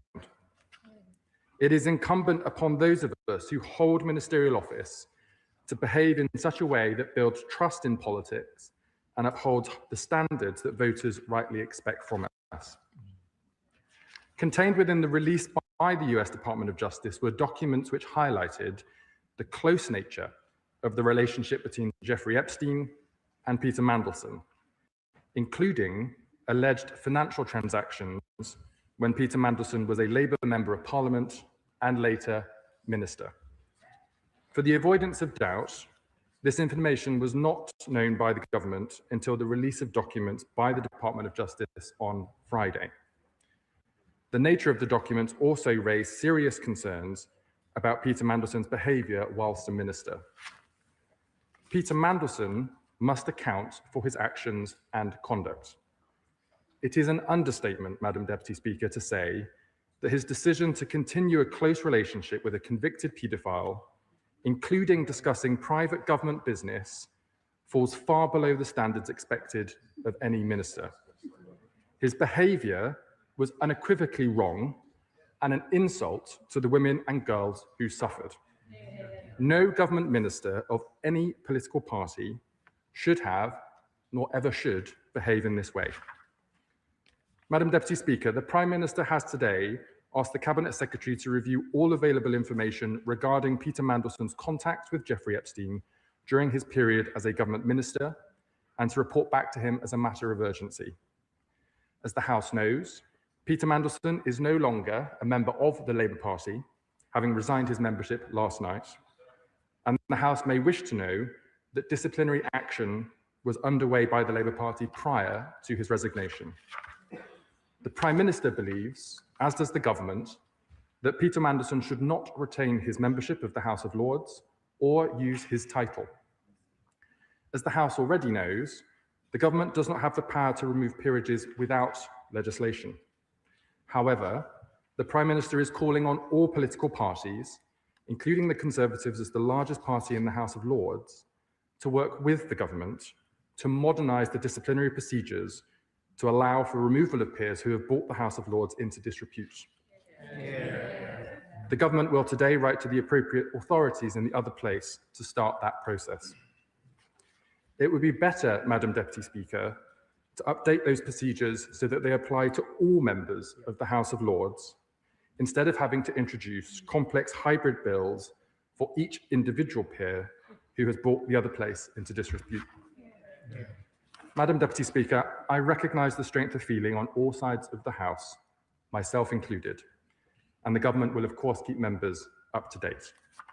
I commend the statement to the House. I call the Shadow Chancellor of the Duchy of Lancaster. Thank you very much, Madam Deputy Speaker, and I'd like to thank the Minister for advance sight of his statement. The crimes of Jeffrey Epstein were truly terrible. Paedophilia, sex trafficking, child prostitution. It was an awful abuse of power. And it is, of course, a great embarrassment to our country that its most senior ambassador should have been caught up with a man like him. In this latest set of releases from the US Department of Justice, it's clearer than ever that theirs was a relationship built not just on affection, but on the transfer of money from Epstein to Mandelson's family and the transfer of information from Mandelson to Epstein. In some cases, this was apparently market-sensitive information that Mandelson only received by dint of being a member of the Labour government. So, of course, we welcome the belated announcement that there will be an investigation into Mandelson's conduct whilst he was a minister. But this should have happened long ago, and I say that because we know that in February last year, Gordon Brown, the former Prime Minister, wrote to the Cabinet Secretary explicitly asking for an investigation into the veracity of information contained in the Epstein papers about the sale of assets arising from the banking collapse and communications about them between Lord Mandelson and Mr. Epstein. That investigation never happened. In any case, I'm afraid the investigation announced today alone will not do. It is not enough to consider Mandelson's historic conduct. There also needs to be an investigation into his behaviour whilst he was our ambassador in Washington. Given that he abused his previous position, it is entirely conceivable that he abused his most recent one. For example, I understand that on the 27th of February last year, Mandelson arranged for the Prime Minister to meet Palantir, a client of Mandelson's company, Global Counsel. How many more such meetings were there? What other information was shared? We all have a right to know. Likewise, the government cannot hide from its responsibility in having made Mandelson its ambassador in the first place. This was a political appointment. It happened only because of political pressure. And so one of two things must be true, Madam Deputy Speaker. Either there was the most terrible failure of the vetting system, or the government chose to brush that vetting information away. And both are very serious. But the government must now be honest with us about which it was. And it seems very unlikely that the government's vetting system broke down entirely. Indeed, on the 10th of September, the Prime Minister told the House that full due process was followed during this appointment. Can it really be the case that this full due process did not pick up the extent of the relationship? On the 3rd of November, Ollie Robbins, the then Permanent Secretary at the Foreign Office, told committee back before Lord Mandelson was announced as the appointee, there was a process within the Cabinet Office to make sure that the Prime Minister was aware of Lord Mandelson and the issues around his appointment. We can confidently say that the relationship with Epstein was indeed surfaced. So the government knew that Mandelson had a long-maintained and unhealthy relationship with Epstein, and yet it continued with its appointment anyway. So the question is, Madam Deputy Speaker, who in number 10 knew what and when? And the Chief Secretary to the Prime Minister has a duty to tell this House precisely what the Prime Minister knew when he made the appointment, to disclose the documents that the Prime Minister saw. And if the Prime Minister genuinely did not know, well, somebody must have done. Who was it? Was it his Chief of Staff, Morgan McSweeney, who is reported to have personally pushed the appointment? Was it the Deputy Prime Minister, who was then the Foreign Secretary, who would have been party to some of the information? It's just time for the government to be open and clear with us all. Something went very badly wrong with this appointment, Madam Deputy Speaker. It has caused very great embarrassment to this country, and it is time that someone took responsibility. Thank you, Madam Deputy Speaker. The person that has to take responsibility for their failings is Peter Mandelson. The Shadow Chancellor of the Duchy of Lancaster knows, because the process for political appointments, whether to ambassadorships or otherwise, was one that was set up under the previous Conservative government. It was a process that we inherited and have since updated. The Prime Minister has been very clear that the declarations of interest that were put forward by Peter Mandelson were not wholly truthful. When it became clear from the release of information that had not been the case, the Prime Minister moved swiftly to remove Peter Mandelson as the ambassador to the United States. On the first point that the Shadow Chancellor of the Duchy of Lancaster made in relation to an investigation requested by former Prime Minister Gordon Brown, I can confirm to the House that his statement was incorrect. Former Prime Minister did ask the Cabinet Secretary to investigate to look for any particular documents that related, as he said, to the sale of RBS assets to JP Morgan. That investigation was undertaken. The Cabinet Secretary did respond to the former Prime Minister to confirm that no documents in relation to these questions were held by the government. Evidently, now that more documents have become available to the public and to the government, further investigations are now taking place. Emily Thornberry. Thank you very much, Madam Deputy Speaker. These files seem to show that Peter Mandelson was given £50,000 by a notorious paedophile, and a few years later, he sent on market-sensitive information to Epstein, who worked for JP Morgan, about market bailouts, the Prime Minister's resignation, telling them that they should mildly threaten the Chancellor of the Exchequer, and then told him about matters of national security. Surely this is not a matter of whether Peter Mandelson be in the House of Lords. This is a matter of whether the police should be involved. The Honourable Lady is right that each individual issue is wholly unacceptable and cumulatively, it is also unacceptable. The undeclared exchange of funds, the passing on of government information, let alone the fact that those exchanges were to a convicted paedophile, are wholly unconscionable. And the House will know that if any of those activities were to take place today, ministers would be swiftly relieved of their duties and could be, via the recall petitions available to the House, removed from their constituency too. As to the matter of criminal investigations, of course, that is a matter for the prosecution services and the police, and the investigation into the released documents from the Cabinet Secretary to the Prime Minister, as I've informed the House, is currently underway. Liberal Democrat spokesperson Max Wilkinson. Thank you, Madam Deputy Speaker. The Chief Secretary to the Prime Minister and the Shadow CDL are right. We must start by remembering the many women and young girls who experienced unimaginable horrors at the hands of the network of Epstein. We must also ask, Madam Deputy Speaker, what it was that first attracted the politician Peter Mandelson to the billionaire financier Jeffrey Epstein, and why was it that that relationship continued after Epstein's character was well known? At the very least, the forwarding of confidential government correspondence to a wealthy and powerful individual was clearly well beneath the conduct expected of a cabinet minister and possibly a breach of the law. When that is combined with the reported financial flows, the evidence is damning. The use of public office for private gain is the very definition of corruption. Regardless of the outcome of a government investigation, millions of people up and down this country are more than capable of judging for themselves on the evidence in front of them. So, Madam Deputy Speaker, I ask the Chief Secretary to the Prime Minister, isn't it time to end the Lord Mandelson charade once and for all by bringing legislation to this House to strip him of his peerage? And what about his membership of the Privy Council too?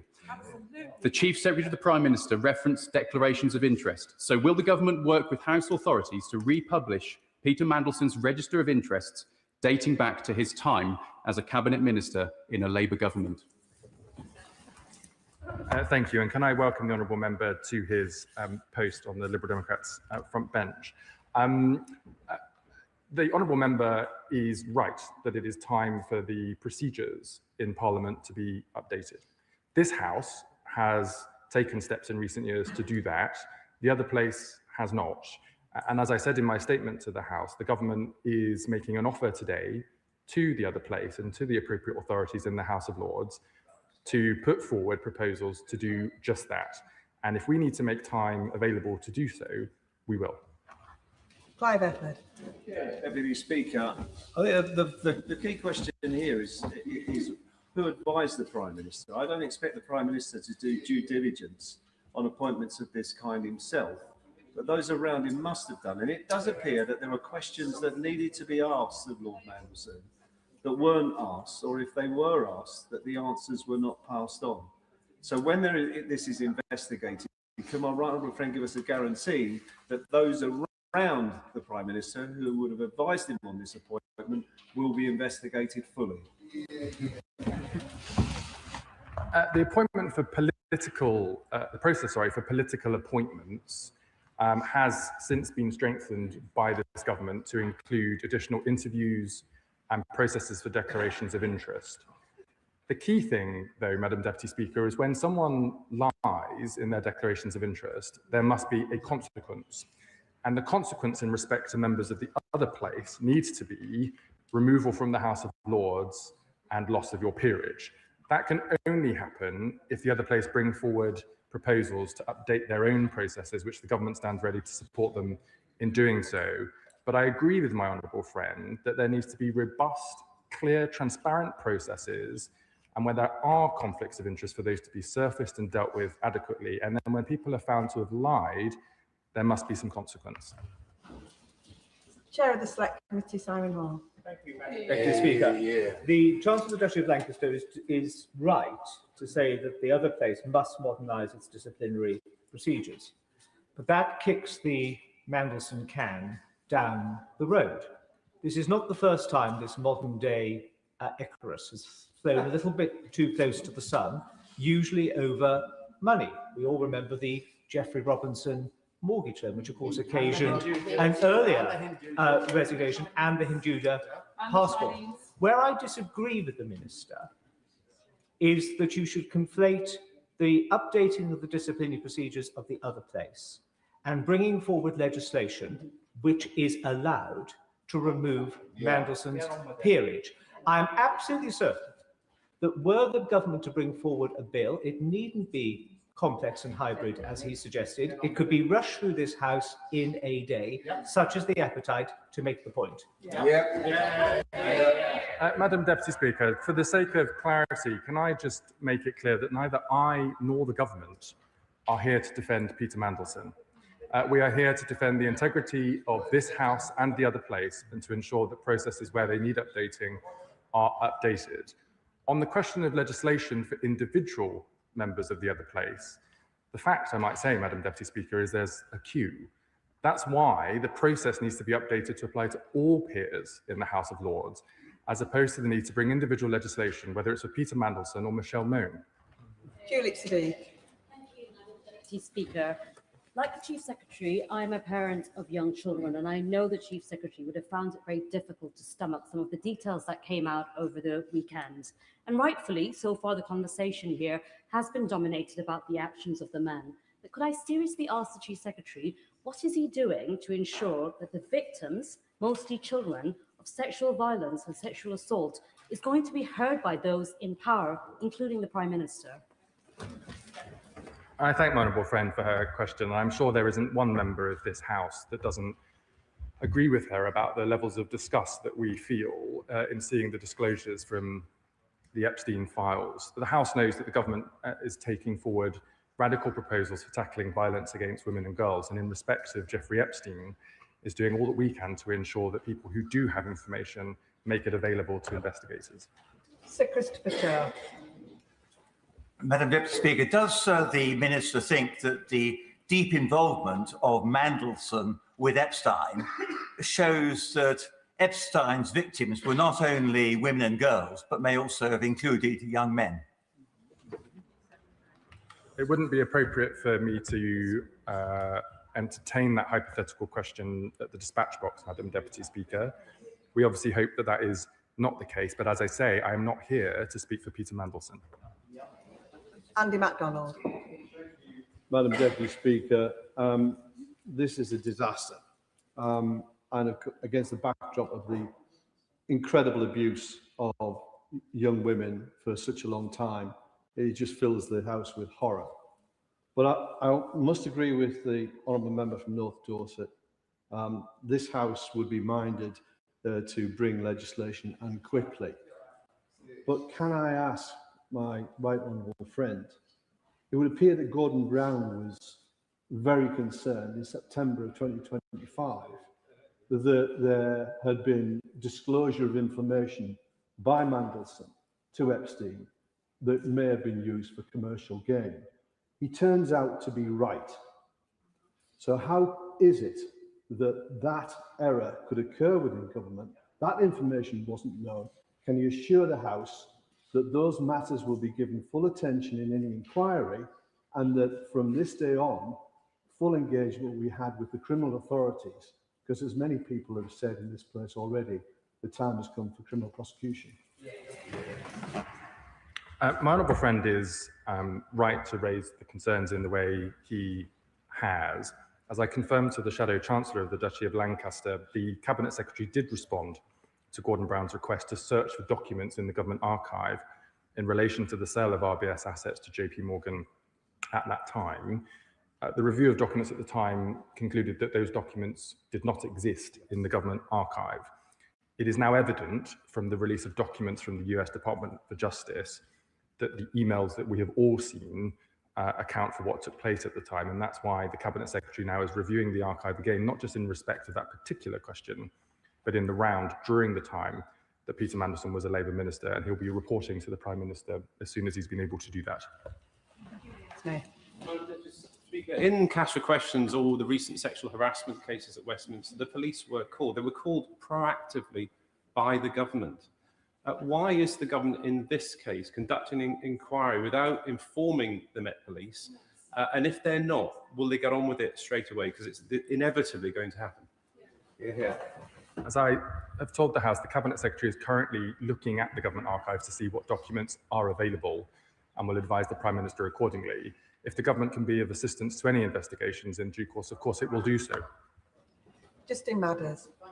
Mr. Speaker, there are many aspects of this which are hugely troubling, and I just want to focus on one, which is the passing on by a serving cabinet minister to third parties of highly sensitive information. Clearly, that's something that could amount to misconduct in public office, and I hope that the police do investigate that. But it does reveal these papers, doesn't it? A very casual relationship with probity for Mandelson and his apparent willingness to share highly sensitive information with third parties. Now, what concerns me in particular is, of course, that he has been in a very senior role in recent times. So I wonder if the Chief Secretary could confirm whether he or anyone else serving in government in a ministerial or advisory capacity has discussed in recent times in the course of this government information of a similar nature that could have been used to benefit third parties. The information that became available over the preceding few days from the US Department of Justice is new information to the government. Christine Jardine. Thank you very much, Madam Deputy Speaker. Can I echo the remarks that have been made in this House this evening about the fact that it might be time for criminal proceedings to take place in this? I also think it's important when the government has made such a totem of tackling violence against women and girls, that they're seen to stand up for women and girls in this and encourage everyone who's been mentioned in this to cooperate with the American authorities and give any information that they have to the inquiries in the United States. Good point, well made.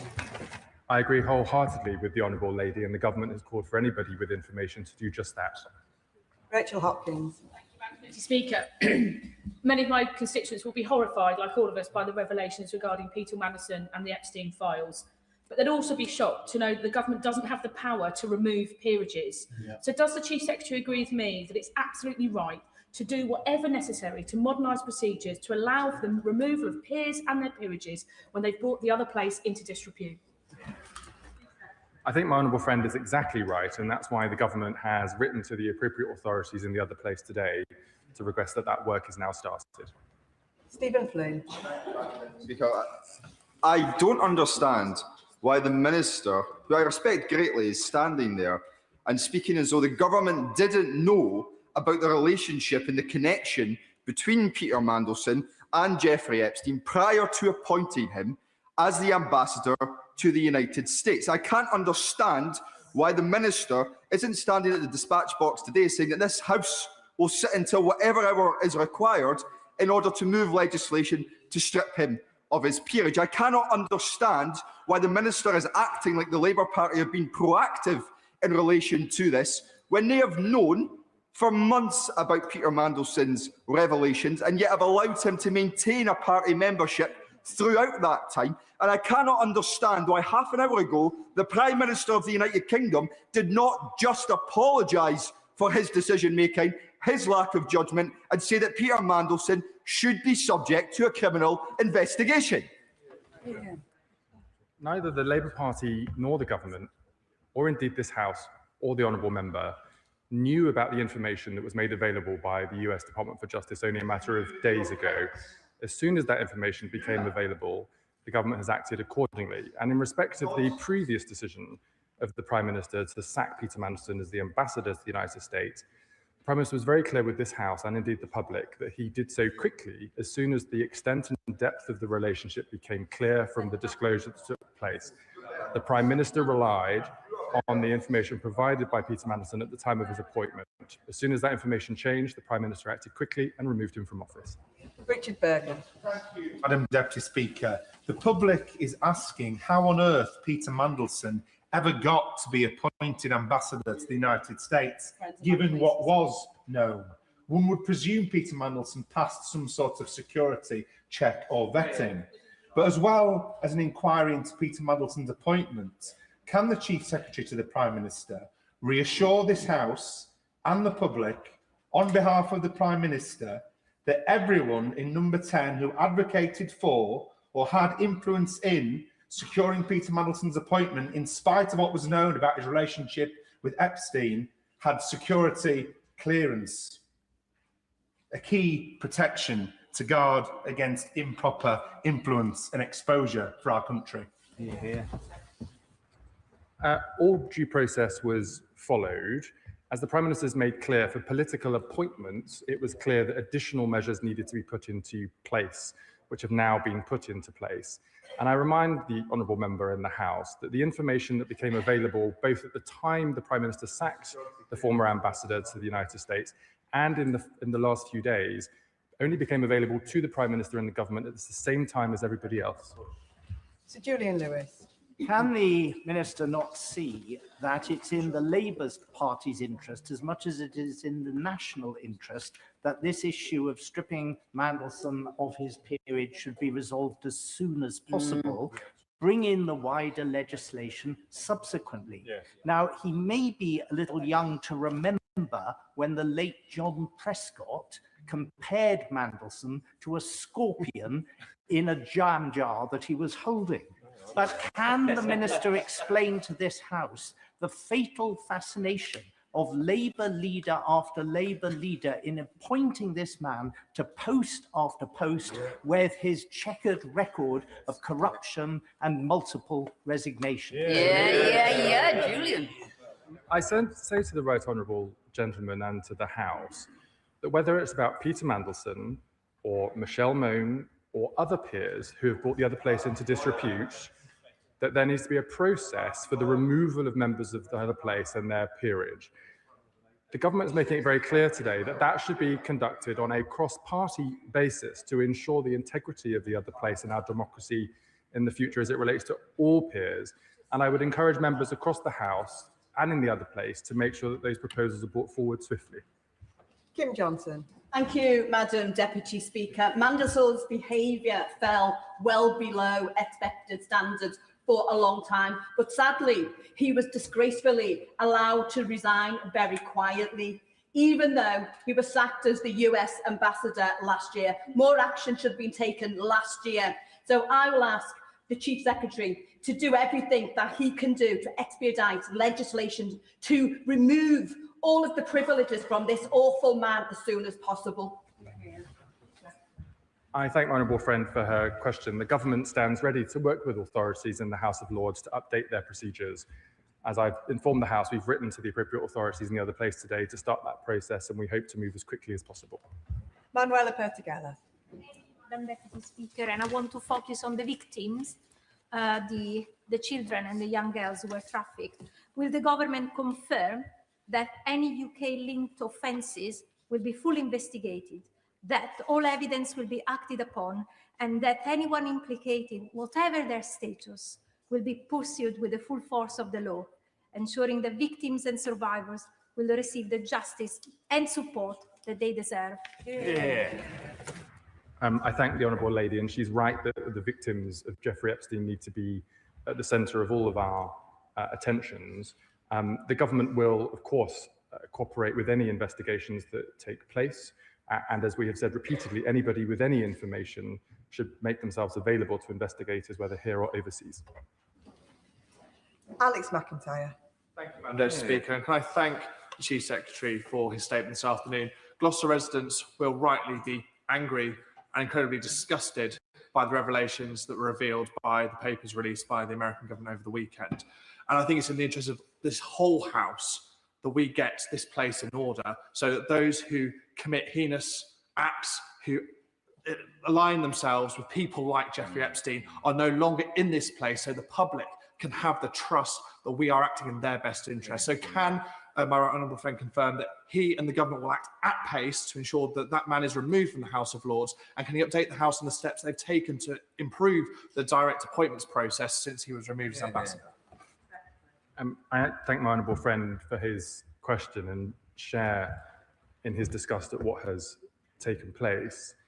As I've said to the House of Lords must update its procedures to ensure that there are consequences for the behaviours of members in the other place that bring their house into disrepute. The House of Commons, this House, has in recent years been able to do that, and there is no reason why the other place should not, and the government stands ready to support the House of Lords in whichever way is necessary to make sure that's put into effect. Robert Jenrick. Appointing Peter Mandelson to our Premier Ambassadorship was always a grotesque error of judgment by the Prime Minister, given everything that we knew about this man. And now we're told that this man leaked confidential information to a convicted sex offender when he was a cabinet minister and took tens of thousands of pounds in secret backhanders. It is a total disgrace. Is the minister really coming to the House today to say that he neither intends to bring forward primary legislation to deal with this now, but will write to the House of Lords and seek their support to modernise their procedures in months' time, and nor will he go proactively to the police and demand an investigation when Peter Mandelson has clearly broken the law and stands now accused of serious misconduct in a public office and should be tried for his offences? As I've said repeatedly, Madam Deputy Speaker, the government will of course cooperate with any investigation that takes place and encourages everybody to do so. We stand ready to introduce legislation if required at pace to work with the House of Lords to update their procedures. We agree that that needs to happen and that it needs to happen quickly. And might I just gently say that when the Right Honourable Member was a member of the Conservative Party, at the point Peter Mandelson was first appointed to the ambassadorship in the United States, the official opposition didn't at that point object in any way. Joanna Baxter. Thank you, Madam Deputy Speaker. I thank my right honourable friend for his statement this afternoon. Jeffrey Epstein's crimes were utterly abhorrent. And our thoughts should always be with the women and girls whose lives were destroyed by him and his network. And the revelations over the weekend were utterly disgusting. Would the Chief Secretary agree with me that the Cabinet Secretary should undertake an immediate review into Peter Mandelson's actions when he was a government minister, particularly in relation to the issue raised by the previous Prime Minister, Gordon Brown, in relation to the potential and unacceptable disclosure of government papers and information when this country was battling a global financial crisis? I agree wholeheartedly with my honourable friend. The Cabinet Secretary is now today reviewing the government archives to see what information is available at that time, not just in relation to the sale of RBS assets to JP Morgan as requested by the former Prime Minister Gordon Brown, but more broadly during the time that Peter Mandelson was a Labour minister in the then government. Esther McVeigh. Thank you, Madam Deputy Speaker. Well, does the government believe Lord Mandel should be stripped of his peerage, yes or no? And if they do, they should bring forward primary legislation which would do just that, which they can do. And I'm afraid the Minister's excuse of a queue does not wash whatsoever. That being the case, will they bring forward this legislation for the disgraced Lord Mandelson, their friend? Because if they don't, and he does keep his title, despite Andrew Mountbatten Windsor being stripped of his, what rank hypocrisy? What further can this government do to add further stain to their tarnished reputation? As I've said repeatedly, Madam Deputy Speaker, neither the Labour Party nor this government seeks to defend Peter Mandelson, as the Honourable Lady implies in her question. The leader of the opposition has herself called for Michelle Mone's peerage to be removed. The point I make is that that can't happen either because the processes are not up to date in the House of Lords. It would be better to bring forward changes to ensure that the rules can be applied to all members of the House of Lords in these circumstances, whether Peter Mandelson or Michelle Mone, and we stand ready to do so. Andrew Lewin.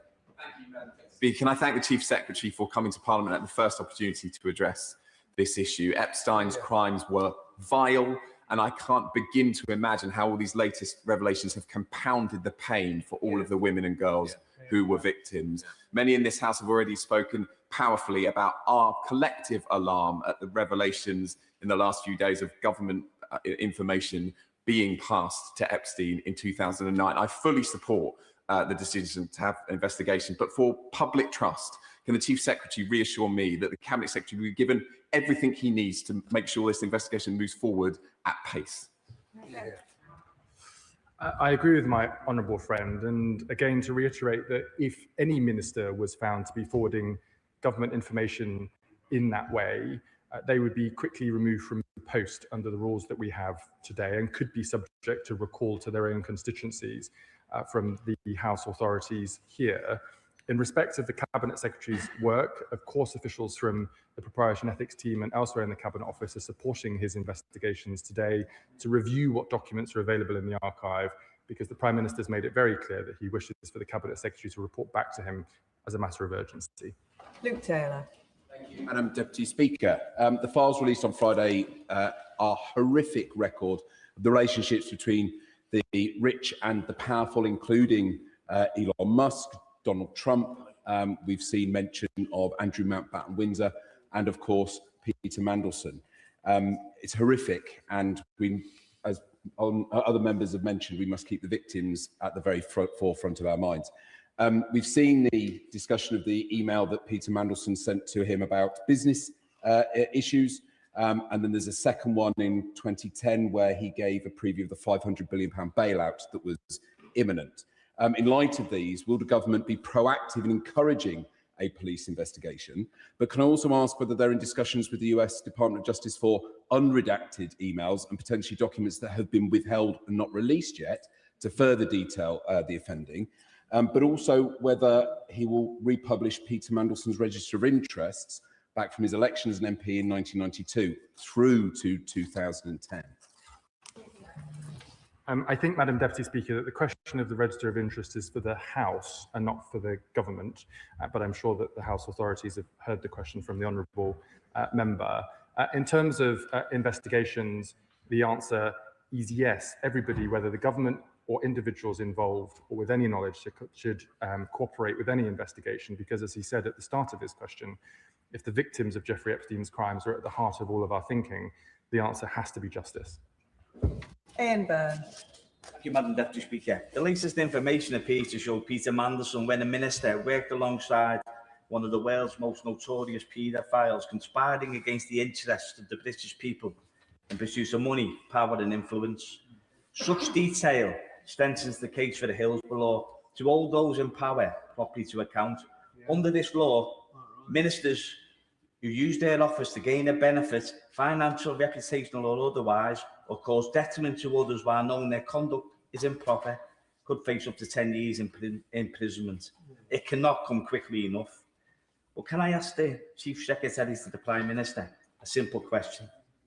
Will the government commit to an immediate investigation into who knew what and when about Peter Mandelson before and during his disastrous appointment as Ambassador to the United States? Yeah, well said. Can I congratulate my honourable friend for all of his tireless campaigning on the Hillsborough law and reaffirm the government's commitment to bringing that legislation back to the House as soon as possible. In respect of the appointment of Peter Mandelson as the Ambassador to the United States, and then the Prime Minister's decision to sack Peter Mandelson when more information had become available, the Prime Minister has spoken at length to that at the dispatch box here in the House and in public. Liz Saville-Roberts. Labour appointee Lord Mandelson has been a pivotal figure in the Prime Minister's leadership project. And this is now a damage limitation exercise for the government. There is a deep irony, I think, in that the government can appoint people to the House of Lords, but they can't clear up after their own mess. So why hasn't the government referred this to the police? And does he admit that this is doing grave harm to the confidence of the public in the accountability of our democratic institutions? The Cabinet Secretary is, as we speak, Madam Deputy Speaker, reviewing the government archive to see what documents we have available in relation to the time that Peter Mandelson served as a Labour minister. As I've informed the House, the release of documents from the US Department for Justice over the preceding few days was new information to the government, and we will do all that we can, both to highlight the information that we have, but also to cooperate with any investigation that may then take place. Matt Bishop.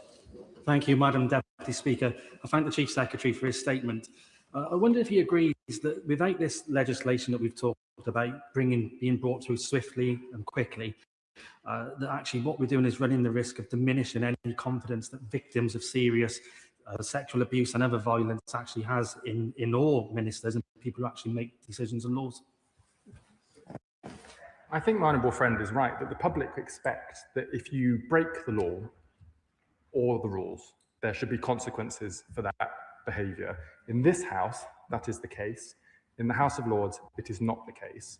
That's why the government is encouraging the appropriate authorities in the House of Lords to come forward with proposals to change that.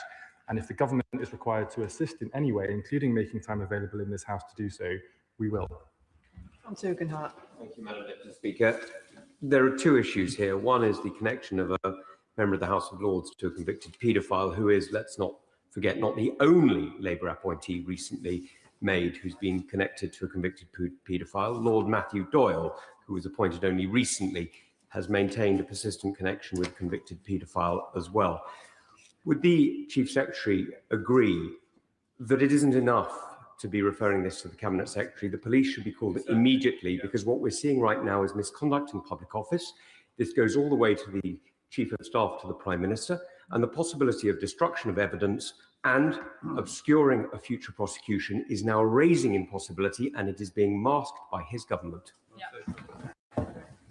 Madam Deputy Speaker, I have to refute in the strongest possible terms any accusation that the government would seek to interfere or block any investigation in relation to Jeffrey Epstein.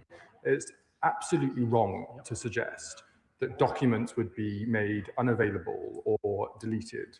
The Cabinet Secretary is today reviewing the government archives from the time in question, and as I've said, will comply with any investigation that then takes place. And I think the right honourable gentleman must know that to accuse me or other parts of the government of misdemeanour in the way he has is wholly unsatisfactory, I might say, out of character. Dr. Peter Brinsley. Thank you, Madam Deputy Speaker. So I can recall the description of the scorpion in the jam jar. And Mandelson surely does have some sort of a self-destruct chip inside his head. It was reported in the Times this afternoon that Mr. Butler, the Downing Street advisor to Gordon Brown, said that the alleged leaked memo containing highly sensitive market information from Mandelson presented an unimaginable breach of trust. So does the Minister agree with me that this looks like political insider trading on a grand scale? And would he support not only an independent inquiry, but a criminal investigation? My honourable friend is absolutely right that releasing government information in and of itself, let alone in respect for personal or commercial gain, is wrong and a breach of the rules that we must all comply with. And if that is the case, then there should be appropriate investigations and consequences for that behaviour. Alicia Kearns. Thank you, Madam Deputy Speaker. I'm afraid it is untenable to suggest that what was already known of Mandelson's simpering after the conviction of Epstein was not enough to make him inappropriate to be ambassador, and I did object from day one on that exact basis. Is on Hansard. I'm afraid there were a number of questions to the Cabinet Secretary, to whom I wrote on the 5th of December with the Honourable Member for East Grinstead, that still have not been answered. I'd be grateful for the answers today. Did Mandelson receive a taxpayer-funded severance payment after stepping down as ambassador? If so, how much? Was that paid by taxpayers? Will details of his contract be published in the name of transparency? Was any NDA agreement signed in any way? And when did Lord Mandelson's salary formally cease? These are not unreasonable questions. We're almost 2 months on, and I have had no response from the Cabinet Secretary, and that gives me enormous concern. To the first part of the Honourable Lady's question, as the Prime Minister made very clear, when the extent and depth of the relationship between Peter Mandelson and Jeffrey Epstein post his conviction became clear, the Prime Minister moved very quickly indeed to sack Peter Mandelson as ambassador to the United States. The Prime Minister was not aware of that at the point of his appointment, and Peter Mandelson made certain commitments to the Prime Minister that obviously turned out to be untrue. In respect to the Honourable Lady's letter to the Cabinet Secretary, I will feed that back to the Cabinet Secretary and ensure that she gets appropriate answers to her questions. John Slinger. Madam Deputy Speaker, could the Chief Secretary explain what steps this government has taken to make sure that the voices of the victims and the survivors of sexual abuse and violence are heard by those in power? My honourable friend knows that the government has committed to reducing violence against women and girls, and has brought forward recently a strategy for how we'll be working across government to do just that over the years ahead. And specifically in respect of the victims of Jeffrey Epstein, we will continue to do all that we can to support any investigations to ensure justice for those victims, and encourage everybody else with any information to do just the same. Monica Harding. Thank you, Madam Deputy Speaker. I asked the Prime Minister in this chamber, on behalf of my constituents in East and Morton, who were asking the same thing, why Peter Mandelson had been appointed at all as our most senior ambassador, given the knowledge of his links with Epstein. By September, it was clear just how close that relationship had got, and yet the PM didn't immediately sack him, but there still wasn't a full investigation of Mandelson's relationship with Epstein. So why is that investigation only happening now? And given that the Prime Minister stated his commitment to restoring trust in public life, how does the Minister equate that with his delay, with his promise to uphold these standards and the delay in investigating it? I'm not sure that I agree with the Honourable Lady that there's been any undue delay in investigations one way or another. Peter Mandelson made commitments to the Prime Minister at the time of his appointment that his relationship with Jeffrey Epstein was different to that which then became evident when documents were released. As soon as the extent and depth of that relationship became clear, the Prime Minister sacked Peter Mandelson within a matter of days from his post as ambassador to the United States. Now that even more information has become available, the Cabinet Secretary is reviewing what documents is available in the government archive and will, of course, comply with any investigation that may then take place. Chris Vins. Thank you, Madam Deputy Speaker, and I thank the Chief Secretary for his statement. In particular, his focus on the victims of these terrible crimes is absolutely right. I think, Madam Deputy Speaker, whatever cover rosette you wear, the majority of us who come to this House come here to represent our constituencies, and I hope that I show that I represent my constituency of Harlow as well as I can every single day. So when we hear of an MP, and in this case a government minister, representing the interests of outside bodies, in this case a vile paedophile, it is absolutely disgraceful and very upsetting for us who come here for the right reasons. Can I ask the Chief Secretary what he will do, working with the PM, to ensure that we have a strengthened ministerial code so this can never happen again? My honourable friend is absolutely right. The government, and specifically the Prime Minister, has already strengthened the ministerial code that we are all subject to in this House today, and made the ethics advisor independent, giving him the authority to investigate ministers freely without requiring permission from the Prime Minister, as was the case under the previous administration. That has already shown to be effective where ministers have had to stand down as a consequence of breaches of the ministerial code. It is right and proper that we have robust rules in this House for ministers and for members, and it is about time that we have similar processes in the House of Lords as well. Brendan O'Hara. Thank you, Madam Deputy Speaker. Try as he might, the Prime Minister cannot escape his responsibility in this, the latest scandal to engulf Peter Mandelson. Ordering a very limited inquiry or investigation now into his activities is pretty meaningless. What we need is an investigation which is fully independent of government or the Labour Party, which has the scope not just to investigate Mandelson, but also those who put him in the House of Lords, those who promoted him to being the UK ambassador to the United States, and those who have done everything they possibly can to protect him over several decades, despite his scandal-ridden career. Does the Minister not agree? The Prime Minister has acted at every stage with integrity. It is Peter Mandelson who has to be accountable for the actions of Peter Mandelson. And to suggest that the Prime Minister should be responsible for the actions of Peter Mandelson is obviously wrong-headed.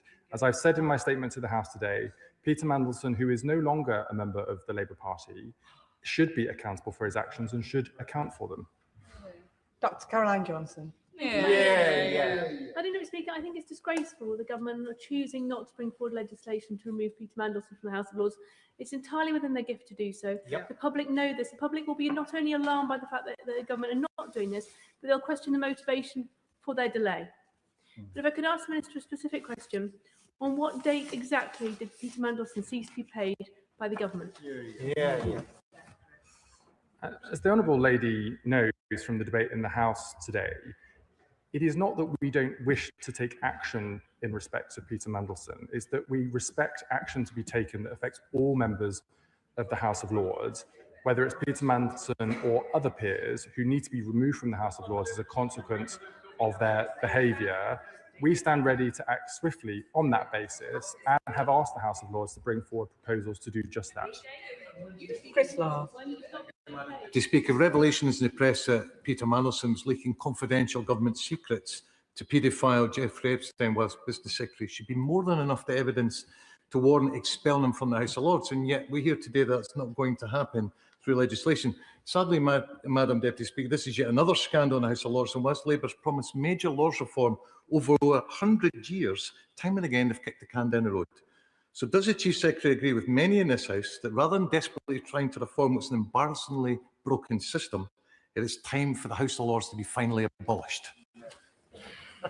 The honourable member knows that the government has stated and believes that Peter Mandelson should not be a member of the House of Lords and should not use his title, but he is right that the rules need to be updated to allow for that action to be implemented by the House of Lords. We've written to the House of Lords authorities today to say that that work must begin, and the government stands ready to support them in doing that. Dr. Andrew Morrison.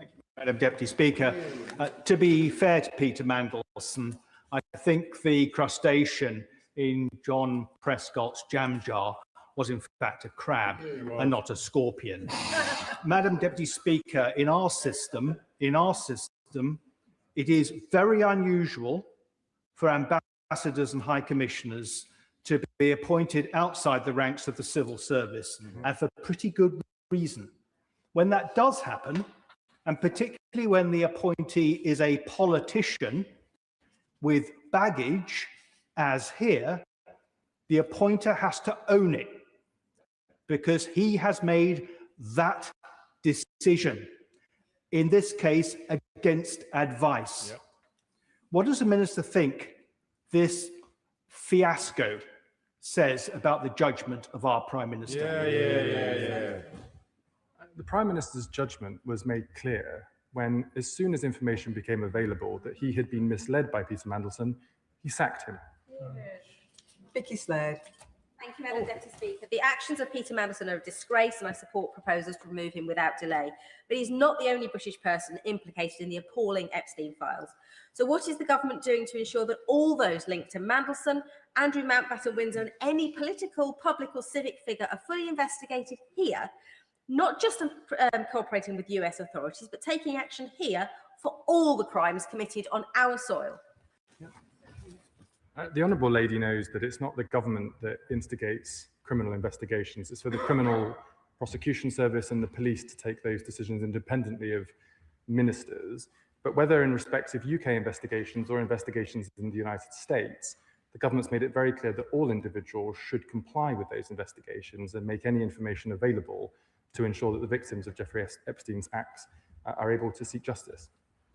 Lincoln Jopp. Thank you, Madam Deputy Speaker. When the Prime Minister sacked Lord Mandelson as the American ambassador, ministers came to this House and that dispatch box, and I pointed out to them that for the whole time that he was our ambassador, he had been subject to politically fatal compromat, which therefore left him open to leverage, as it finally played out. And I said that if we found out that he was spying for Russia or China, we'd be turning his time in office inside out, every single aspect of it, in order to find out the truth. And the government said, well, he'd been sacked. So does the minister regret the fact that following his sacking, they didn't do the sort of due diligence and inquiries which might have unearthed the documents from the Department of Justice? To be clear, the documents produced by the United States Department of Justice were not available to the government until they were released a number of days ago.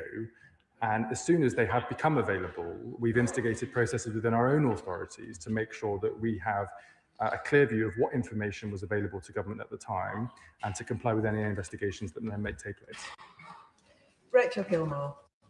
Madam Deputy Speaker, as so many of my colleagues have rightly said, our thoughts today should be first and foremost with the victims. Thank you. And I would hope that no political party in this chamber would use it as an excuse to cover the backs of some of their less fragrant members of the House of Lords. The fact that Lord Mandelson, as ever, was only interested in the ruthless pursuit of financial gain will come as no surprise, as a surprise to no one. Number 10 is now saying that Mandelson should indeed lose his peerage. I have to say, I wholeheartedly concur. However, isn't it staggering that members of this House seemed more aware of Mr. Mandelson's skeletons in the wardrobe than the Prime Minister who appointed him? Yeah. As far as I'm aware, Madam Deputy Speaker, no member of this House had access to the information recently published by the United States Department for Justice or the documents that were released at the time the Prime Minister sacked the ambassador to the United States. The Prime Minister has been very clear to this House previously that had he had access to that information, he would not have appointed him in the first place. Graham. Deputy Speaker. The Minister indicated that Mandelson assured the Prime Minister that his relationship with Epstein was of a different nature. Can he explain what sort of relationship with a convicted paedophile would be acceptable in this role? And will the Prime Minister come back to the House to make a specific statement on the advice he received regarding Mandelson's conduct? The information that became available in September, which led to the sacking of Peter Mandelson as ambassador to the United States, made it clear for the first time to all of us and to the Prime Minister that Peter Mandelson not only remained a friend with Jeffrey Epstein following his conviction, but had actively mentored and encouraged him on how to challenge that conviction and how to push back against it. That was one example. There is now a list of examples of how the depth and extent of the relationship following the conviction of Jeffrey Epstein, between Jeffrey Epstein and Peter Mandelson, was unacceptable. If the Prime Minister had known that at the time Peter Mandelson was being considered to be ambassador to the United States, he would not have appointed him. And as soon as the Prime Minister became aware of that information, he sacked him. Richard Ford. Speaker, the Epstein files suggest that Lord Mandelson was prepared to lobby in the United States for a policy position in contradiction to the position of Her Majesty's government, which he was then serving in 2009 as Business Secretary. How will this revelation encourage the government to find out where else Lord Mandelson has lobbied against his government while serving last year as British Ambassador to the United States? And can the Chief Secretary find out where in US policy towards the UK this lobbying against British government policy is revealed? As I've informed the House today, Madam Deputy Speaker, the Cabinet Secretary is currently reviewing all documentation that relates to Peter Mandelson's time as a minister in the last Labour government to see what information is available today, and will comply with any investigations that take place as a consequence of that in the future.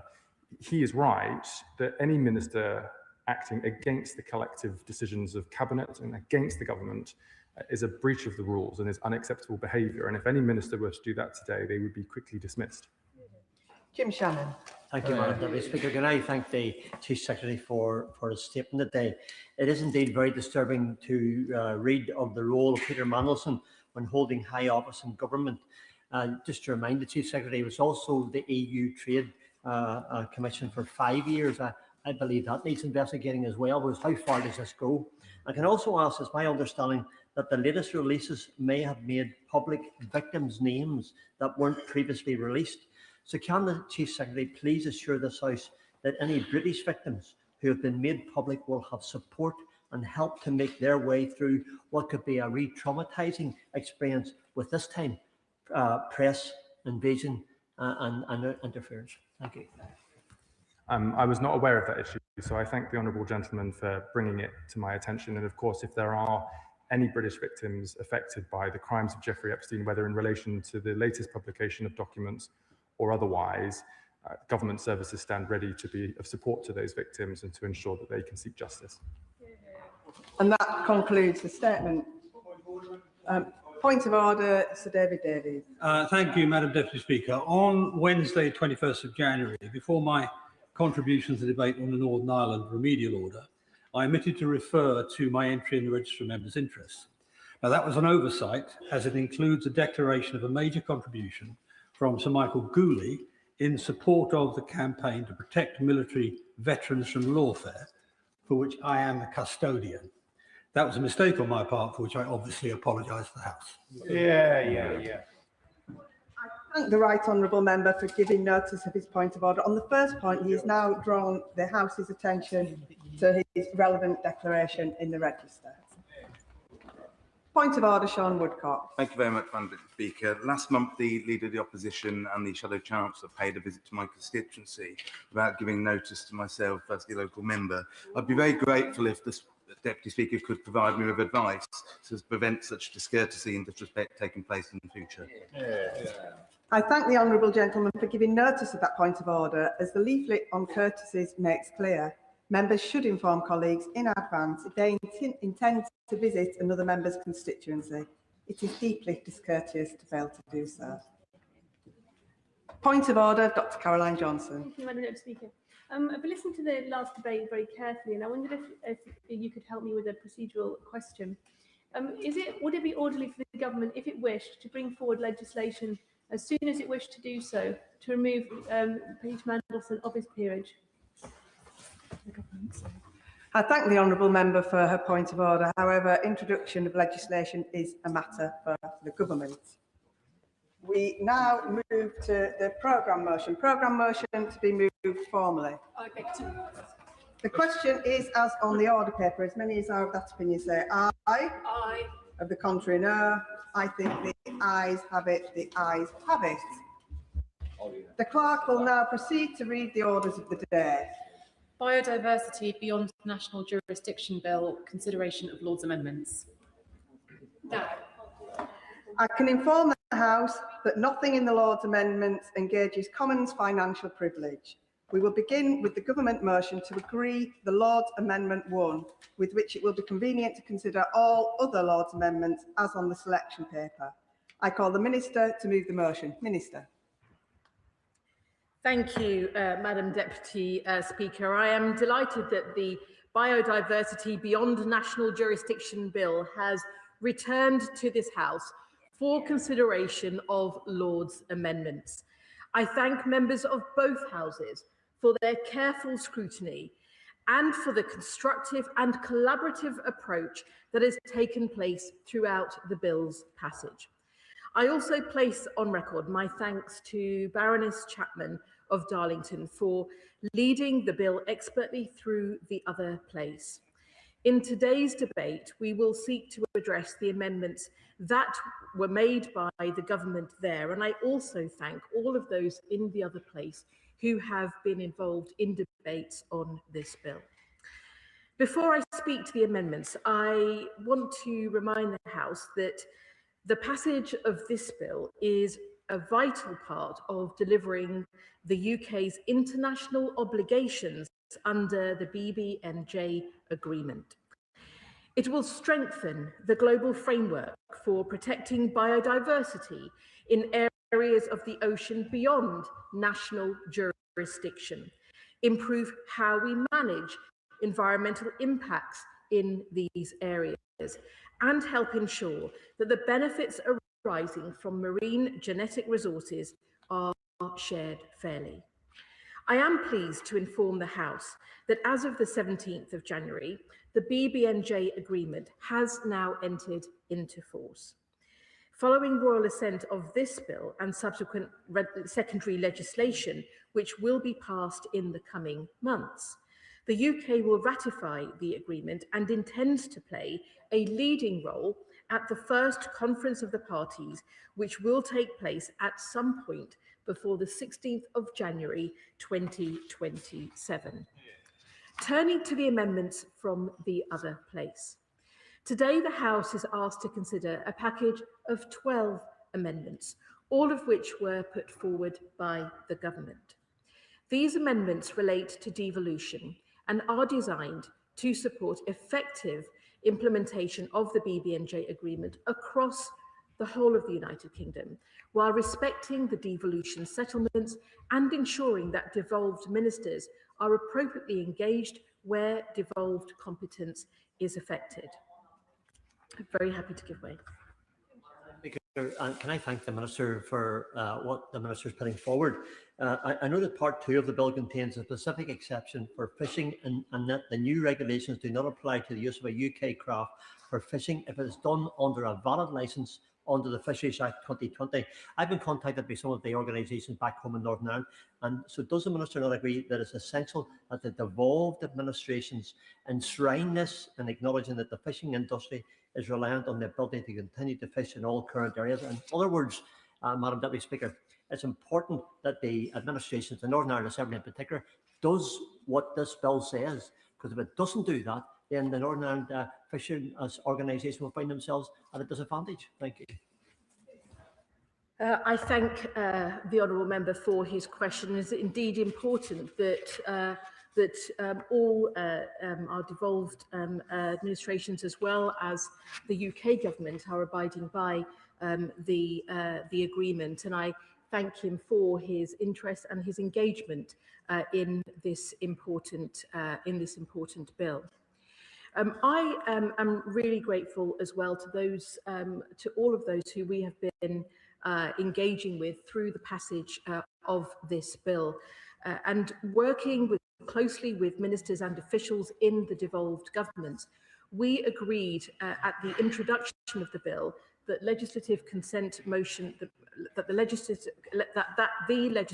legislative consent motion process is engaged for Scotland and Northern Ireland to varying extents by Part 2, 3 and 4 of the bill. The government has been in sustained discussions with both of these devolved governments to seek consent for the bill, and I can confirm to the House that motions on consent have been passed by the Scottish Parliament and the Northern Ireland Assembly. Lord's Amendments 1 and 4 provide Scottish ministers and Northern Ireland Department of Agriculture, Environment and Rural Affairs with concurrent powers to make regulations within devolved competence corresponding to the powers to make provision granted to the Secretary of State under Clause 9 and Clause 11 of the bill. Amendments 2 and 5 provide the procedure for those powers. As one understands it, the BBNJ is dealing with matters primarily in international waters. And of course, devolved institutions have no say in those matters. So as to broaden an understanding of the bill, what type of regulations is it anticipated that DERA, the local stormont department, would be making in consequence of this bill?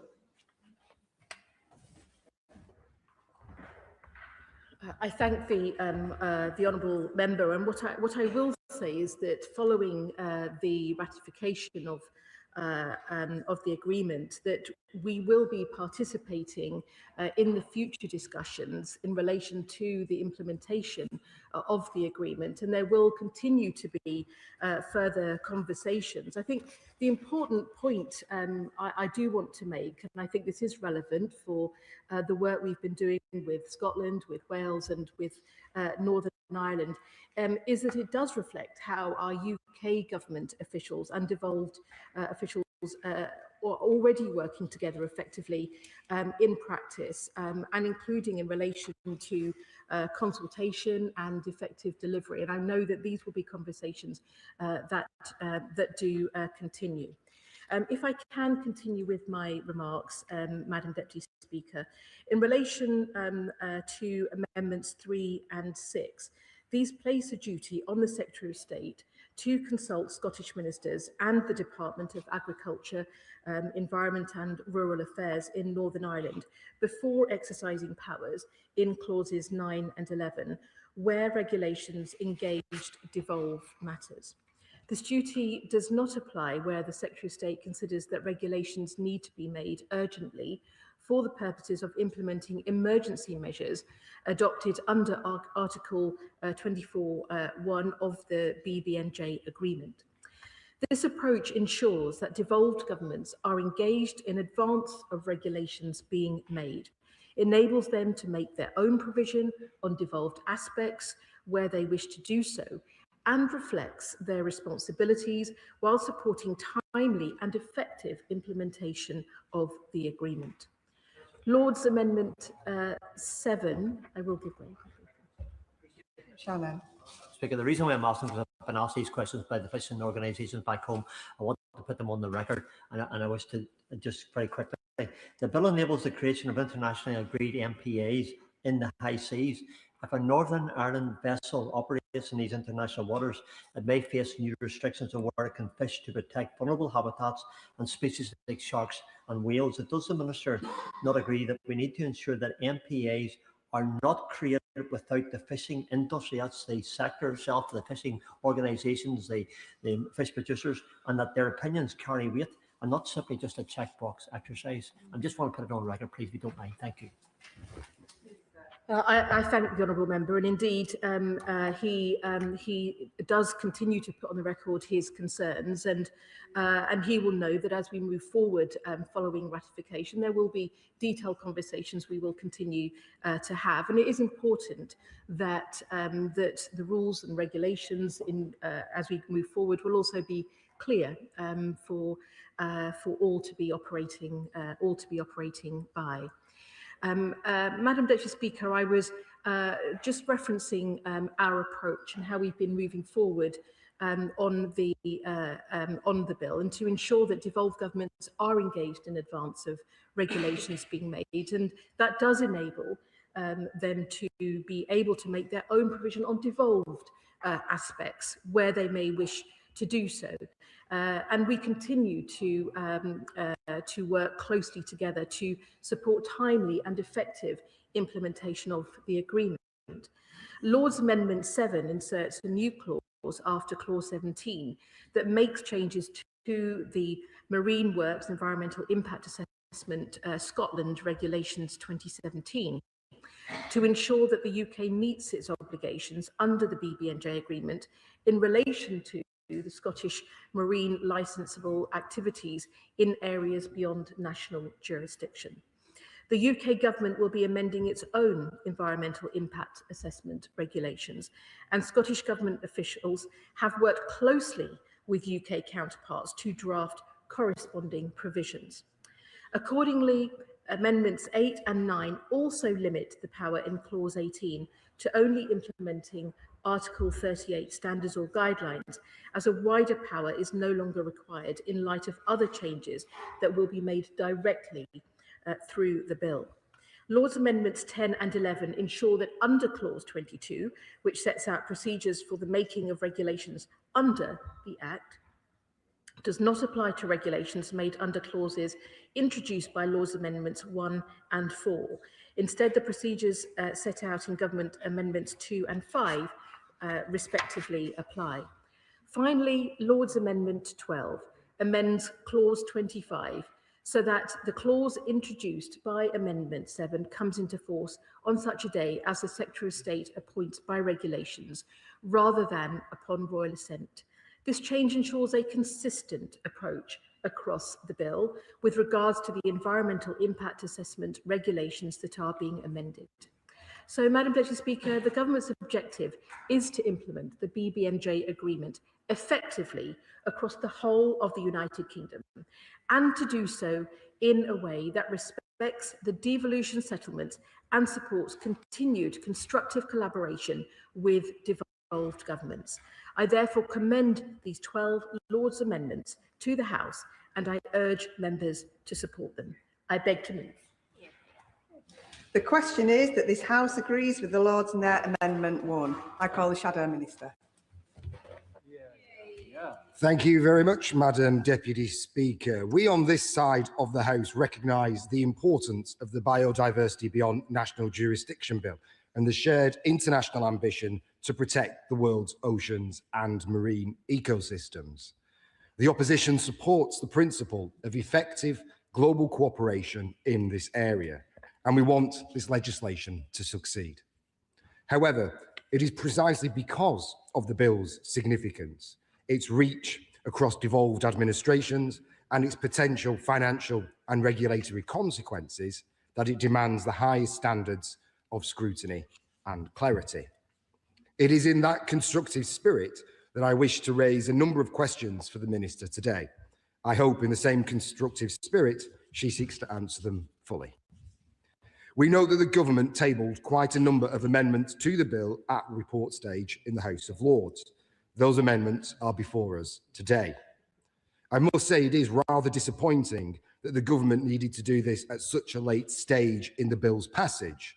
And as my noble friend Lord Callanan said in the other place, tabling amendments at such a late stage was not conducive to the best Lord's scrutiny. Does the Minister accept that the work with the devolved administrations, which led to the tabling of these amendments, should have taken place earlier? And are lessons going to be learned for future legislation? On the new clauses, on the clauses consultation with Scotland and Northern Ireland to be inserted after clauses 9 and 12, can the Minister confirm that this definitely does not stray into legislative consent territory? Can the Minister also set out what would happen if Scottish or Northern Irish ministers do not approve of measures during the consultation process? Regarding the new clause to be inserted after clause 12 relating to the new regulation making power, what would happen if, say, the Scottish Government decided to take a divergent path or set up a system that puts itself at odds with the UK Government position? Is there a risk to the operability of the system here?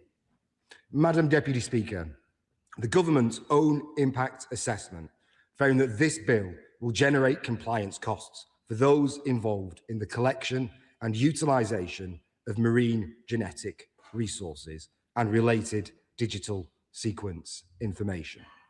What steps are the Government taking to ensure that these costs aren't prohibitive to the very research we are hoping to promote through the bill? While there are still many unanswered questions about enforcement, it is hard to see how the compliance, licensing and enforcement will be cheap. What level of resource is going to be put in to enforcing the regime? A Ways and Means resolution is required for this bill precisely because it will lead to costs to the public purse. So what assessment has the Government made of value for money in this respect? And what is the cost-benefit ratio? The final stage impact assessment also makes reference to potential future costs if emergency legislation is needed to respond to any further decisions by the Convention of Biological Diversity. Can the Minister clarify the parameters here? What it is they are anticipating, how much money do they assess might be involved, and are they planning to ensure the risk of unintended consequences is mitigated? Finally, it would be impossible not to mention the tension between the Government's ambitions with this bill and its surrender of the Chagos Islands, which may well see the dismantling of an exemplar marine protected area. Can she tell us exactly what undertaking Mauritius has given to the MPA? Any red lines the Government has clearly set out, and precisely what continuing role Britain will play in MPA management per terms of the treaty. For example, has the Government had any discussions about preventing damaging Chinese trawler boats from accessing the MPA? Madam Deputy Speaker, we all share the objective of protecting our oceans and safeguarding biodiversity beyond national jurisdiction. Indeed, that is why it was a Conservative government that first signed up to the Biodiversity Beyond National Jurisdiction Agreement.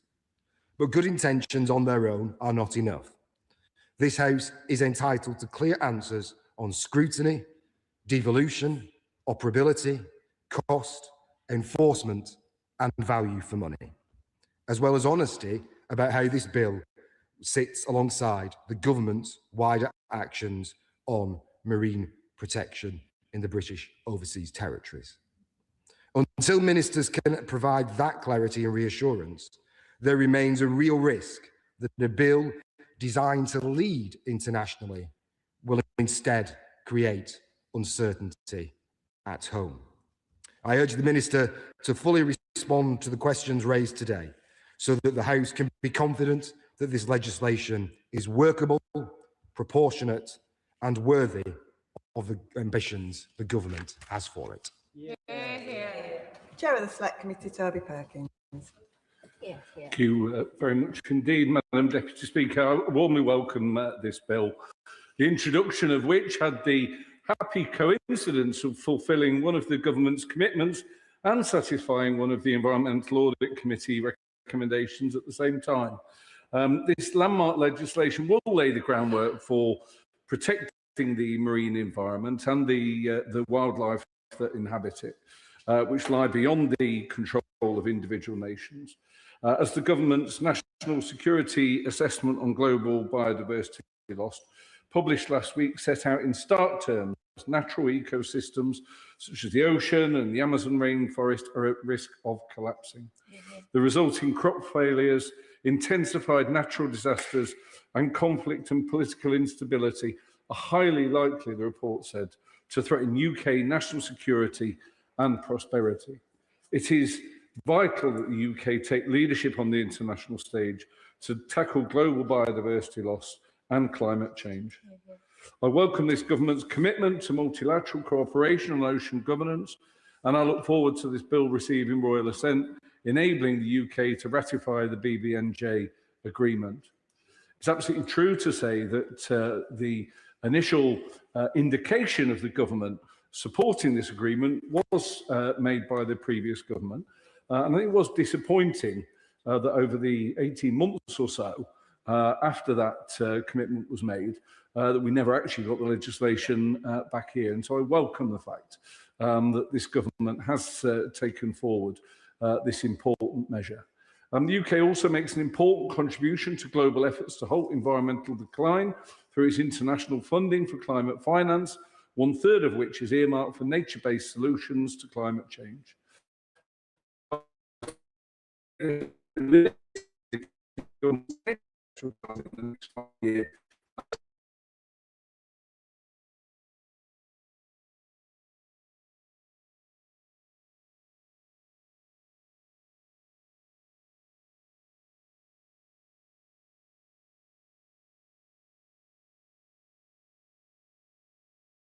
Fund protecting forests in perpetual cooperation. We have more to do to ensure that we retain the UK's hard-earned reputation as a global leader in the field of international climate action. Can the Minister confirm that the UK will continue to contribute to protecting and restoring global ecosystems by maintaining its international funding for climate, including for nature projects in the next round of funding? So, in summary, Madam Deputy Speaker, I welcome this important legislation that this government has acted on where previous governments merely talked about it. I look forward to them to continuing in this positive direction on the other areas I referred to. I call Liberal Democrat spokesperson Ros Savage. Thank you, Madam Deputy Speaker. The Liberal Democrats strongly welcome this bill, and it's wonderful to vote for it from across this House. The Global Oceans Treaty is one of the most significant environmental agreements of our time. It is currently the world's only viable pathway to meeting the global 30 by 30 target to protect at least 30% of the world's oceans by 2030. And the scale of that challenge is monumental.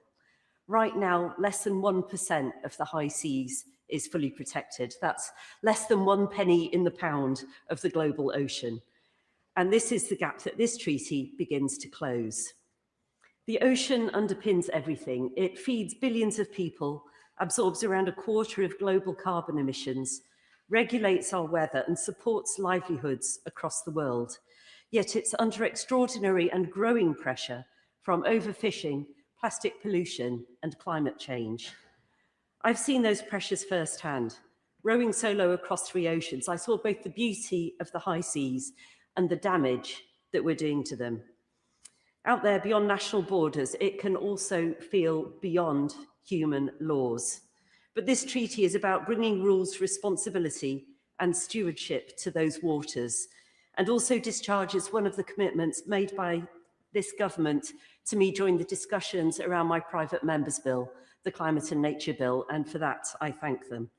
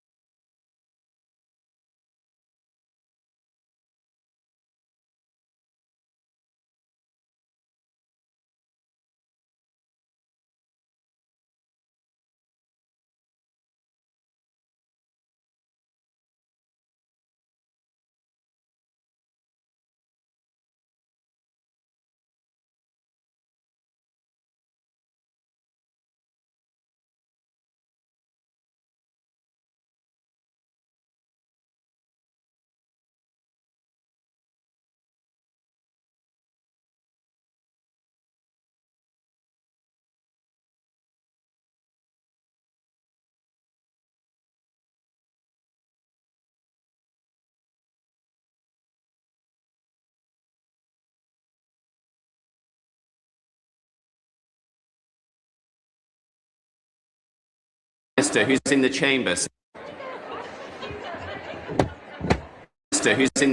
says he wants to renegotiate.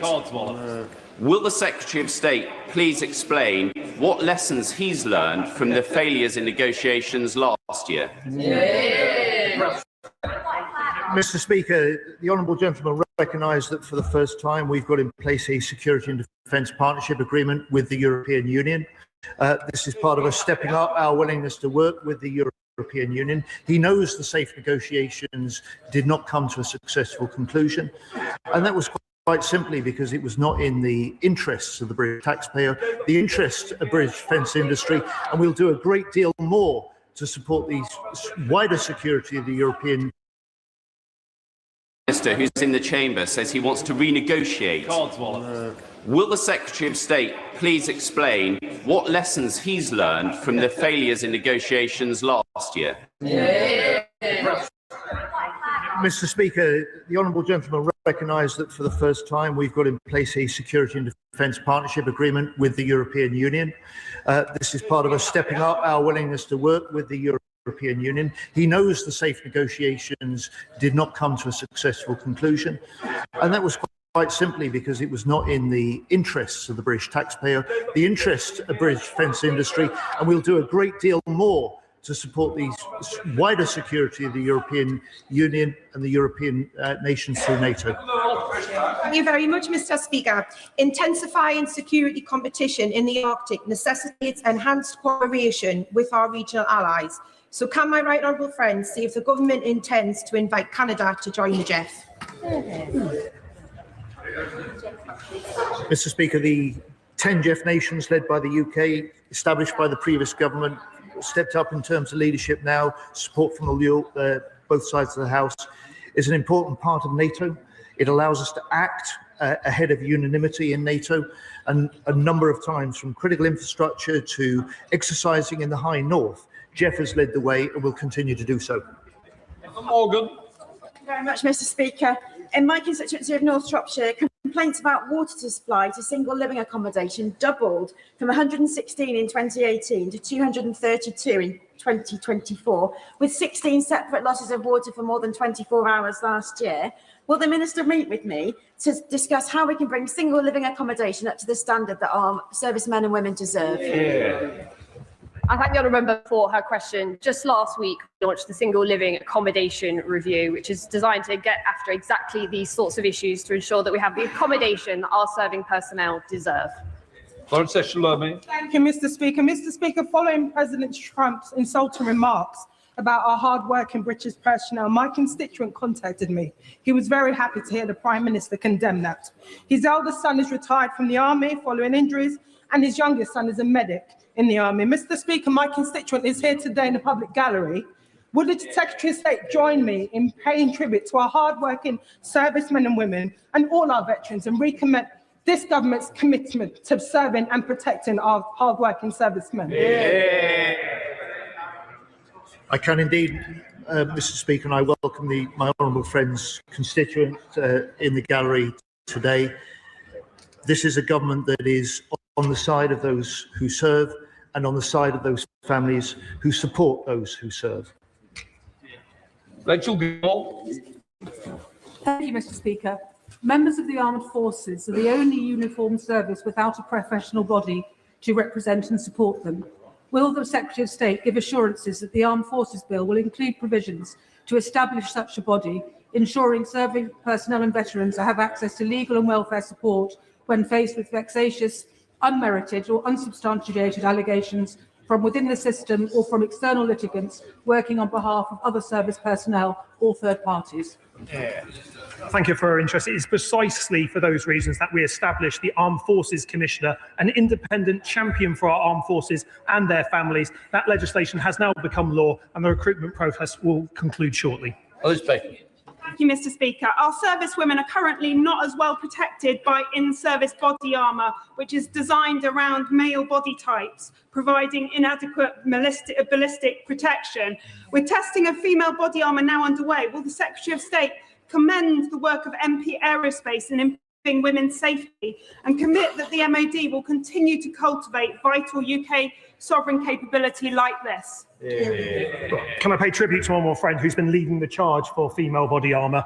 MP Aerospace are doing a superb job on this. I know she's bringing female body armour to Parliament so we can all see that this is something that can be delivered. We have a strong commitment to investigate and support our female serving personnel through better body armour. I look forward to working with her to deliver that. Dudley Thomas. Mr. Speaker, the government has said that we should be bolstering our preparedness for war. Can the Minister tell us when the Defence Readiness Bill will be ready and when he expects it to gain royal assent? The Defence Readiness Bill was set out in the Strategic Defence Review. We're looking across government as to how we can bolster readiness measures, not just legislative ones, but in policy changes, removing stupid rules, spending more. The Defence Readiness Bill will be something that we're looking to implement later on in this Parliament. The Armed Forces Bill is before this House now, and that's where our immediate focus lies. Mr. Speaker, Task Force Kindred has been a fantastic success of this government. Can the Secretary of State outline if there are plans to extend the programme and how defence SMEs can get on board with it? I can indeed, Mr. Speaker. Task Force Kindred has been at the heart of the UK's rapid response and our reliability as Ukraine's closest ally since Putin first invaded Ukraine nearly 4 years back. It will continue to play a central role in the future, and it has lessons for the way that we need to procure and provide our own kit and own systems for our forces too. Final question, Greg Smith. Thank you, Mr. Speaker. Instead of constantly pushing back the closure date for RAF Halton in an era where we need to increase defence capability, will the Secretary of State actually commit to keeping RAF Halton open for the long term? The honourable gentleman will know we inherited a closure programme from the party opposite when they were in government, with announcing closures right across the country. We're looking carefully at what bases we have, how we can use them for military need, and where we can dispose of them, making sure that we can build houses for our armed forces and veterans on that land. Point of order, Mark Front. Thank you, Speaker. I fear the Veterans Minister, who's still here, may have earlier inadvertently misled the House. According to House of Lords legal records, from the 29th to the 31st of October 2007, in the Al Jeddah case held before the Lords of Appeal in Ordinary, a case against British soldiers, the applicants were represented by several QCs, including the then Prime Minister, who were instructed, it's in the records, by public interest lawyers, Phil Shiner's law firm. Would the Minister or the Prime Minister care to correct the record?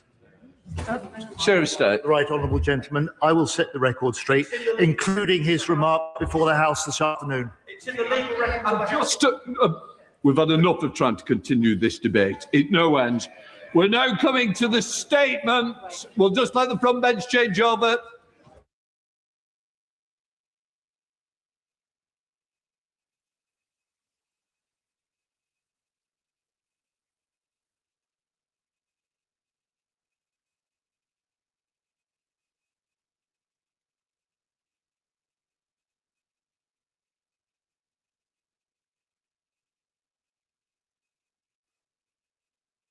Prime Minister.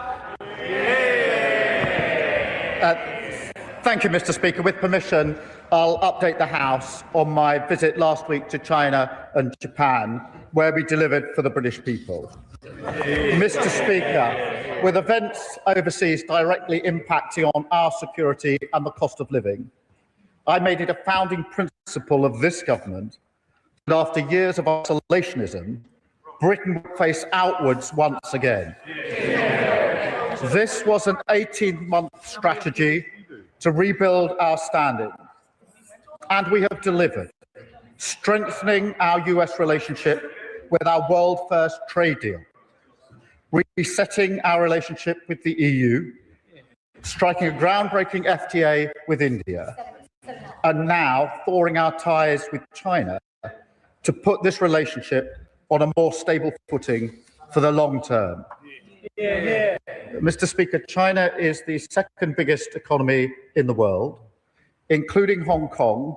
It's our third biggest trading partner, supporting 370,000 British jobs. and it is an undeniable presence in global affairs. It will be impossible to safeguard our national interests without engaging with this geopolitical reality. Yet we inherit a policy from the previous government, not of engagement with China, but hiding away and sticking their heads in the sand. While our allies developed a more sophisticated approach, they let the UK fall behind. We became an outlier. Of my three predecessors, none held a single meeting with President Xi. For 8 years, no British Prime Minister visited China. 8 years of missed opportunities. Meanwhile, Mr. Speaker, over that period, President Macron visited China 3 times, German leaders 4 times, the Canadian Prime Minister was there a few weeks ago, Chancellor Merz and President Trump are both due to visit shortly.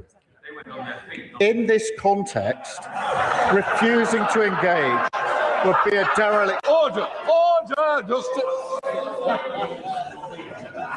Mr. Speaker, you will be withdrawing that remark. You will withdraw it. Thank you. Can we calm it down, because I'm sure you'll be wanting to catch my eye. And I would like to hear what you're going to say, so let's not ruin the opportunity. Prime Minister.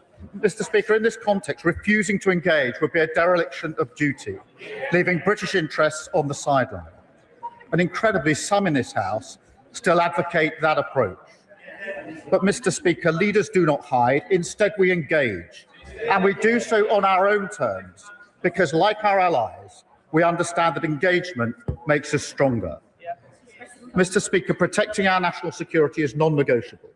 We're clear-eyed about the threats coming from China in that regard, and we will never waver in our efforts to keep the British people safe.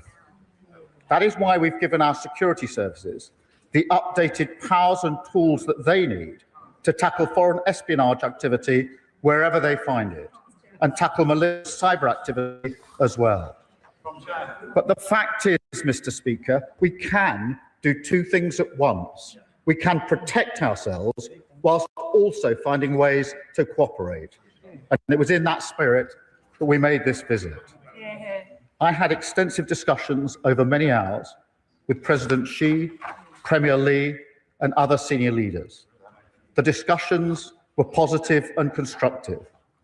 We covered the full range of issues, from strategic stability to trade and investment, opening a direct channel of communication to deliver in the national interest, enabling us to raise frank concerns about activities that impact our national security at the most senior levels of the Chinese system. We agreed to intensify dialogue on cyber issues, and we agreed a new partnership on climate and nature, providing much-needed global leadership on this vital issue. And, Mr. Speaker, I raised a number of areas of difference which matter deeply to this country. I raised the case of Jimmy Lai and called for his release, making clear the strength of feeling in this House. Those discussions will continue. And my right honourable friend, the Foreign Secretary, is in touch with Mr. Lai's family to provide further briefing. I raised our human rights concerns in Xinjiang and Tibet. We discussed Taiwan, wider regional stability, Iran, and the Middle East.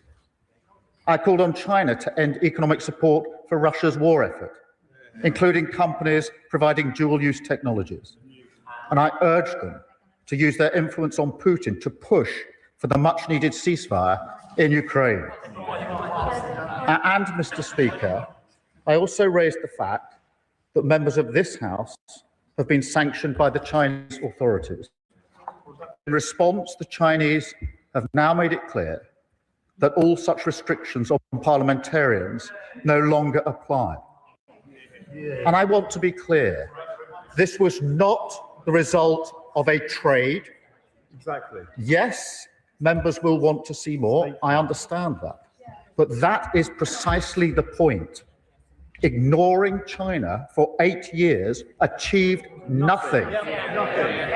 This step is an early indication not the sum total of the kind of progress that this sort of engagement can achieve through leader-to-leader discussion on sensitive issues to stand up for British interests. Mr. Speaker, my visit was also about creating new opportunities for British businesses to deliver jobs and growth for the British people.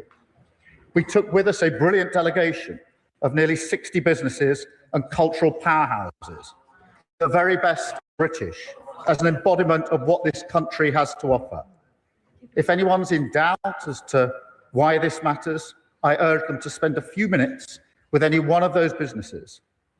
They will tell you about the incredible potential there and the importance of getting out there and accessing the market. And we made significant progress, paving the way to open the Chinese market for British exports, including our world-leading services sector. We secured a 30-day visa-free travel for all Brits, including business travellers. We secured China's agreement to halve whisky tariffs from 10% to 5%. This is worth £250 million to the UK over the next 5 years. A significant win for our iconic whisky industry, particularly in Scotland. And Mr. Speaker, that lower tariff comes into force today.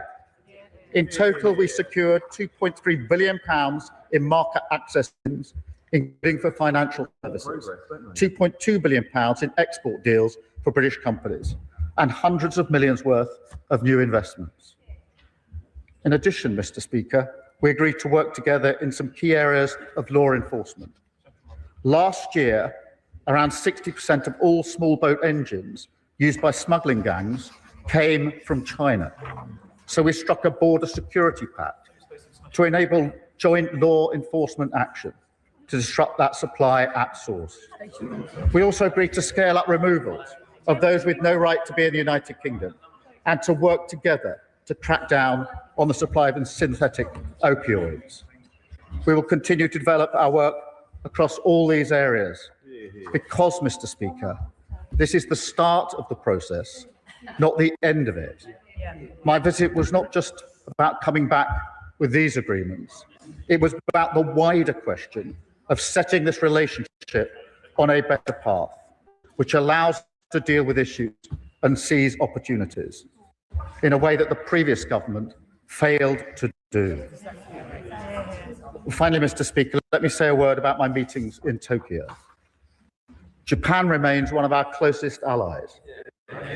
Together, we're the leading economies in the CPTPP, partners in the G7, the G20, and the Coalition of the Willing.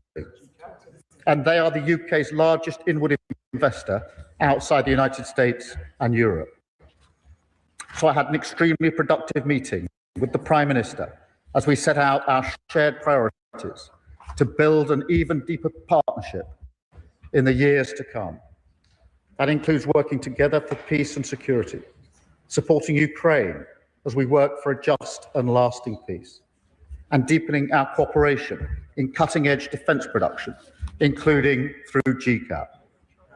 We discussed how we can boost growth and economic resilience, developing our cooperation, first in tech and innovation, where we are both leaders, second in energy, where Japan is a major investor in the UK, and third in trade, where we're working together to maintain the openness and stability that our businesses depend on.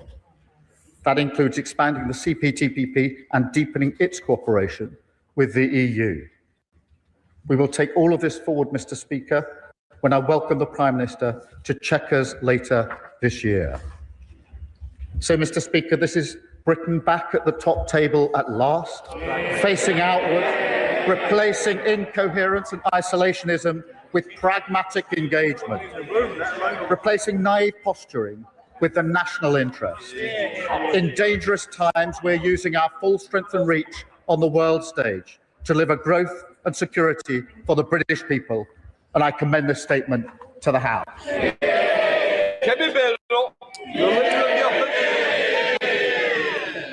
Thank you, Mr. Speaker, and I thank the Prime Minister for advance sight of his statement, but it is utterly reprehensible that he began it by accusing the previous government of isolationism.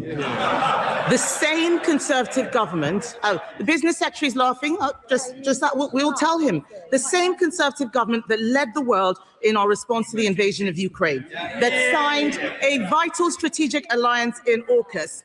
The business secretary is asking how many FTAs. We signed Britain's biggest post-Brexit trade deal, the CPTPP, bringing us closer to the 11 Indo-Pacific nations, including Japan. He asks, I know about that deal because I signed it myself. And so I welcome the Prime Minister's efforts to collaborate more with our long-standing ally, Japan. But let's turn to China. Of course, Britain should engage with China, even though the Chancellor wasn't allowed to go, even though they are an authoritarian state who seek to undermine our interests, even though they spy on us, sometimes within the walls of this building, even though they fund regimes around the world hostile to our country, they are a fact of life, a global power, and an economic reality. So let me be clear. It is not the Prime Minister engaging with China that we take issue with. What we are criticizing is his supine and short-termist approach. I'm sure the Prime Minister means well, but his negotiating tactic has always been to give everything away in the hope that people will be nice to him in return. Before the Prime Minister even got on the plane, he'd already shown that he would do anything to demonstrate his good relationship with China. But China uses every interaction to improve its own position. The Prime Minister looked like he enjoyed his trip. In fact, it looked like a dream come true for a man who was virtually a communist most of his life. But apart from the...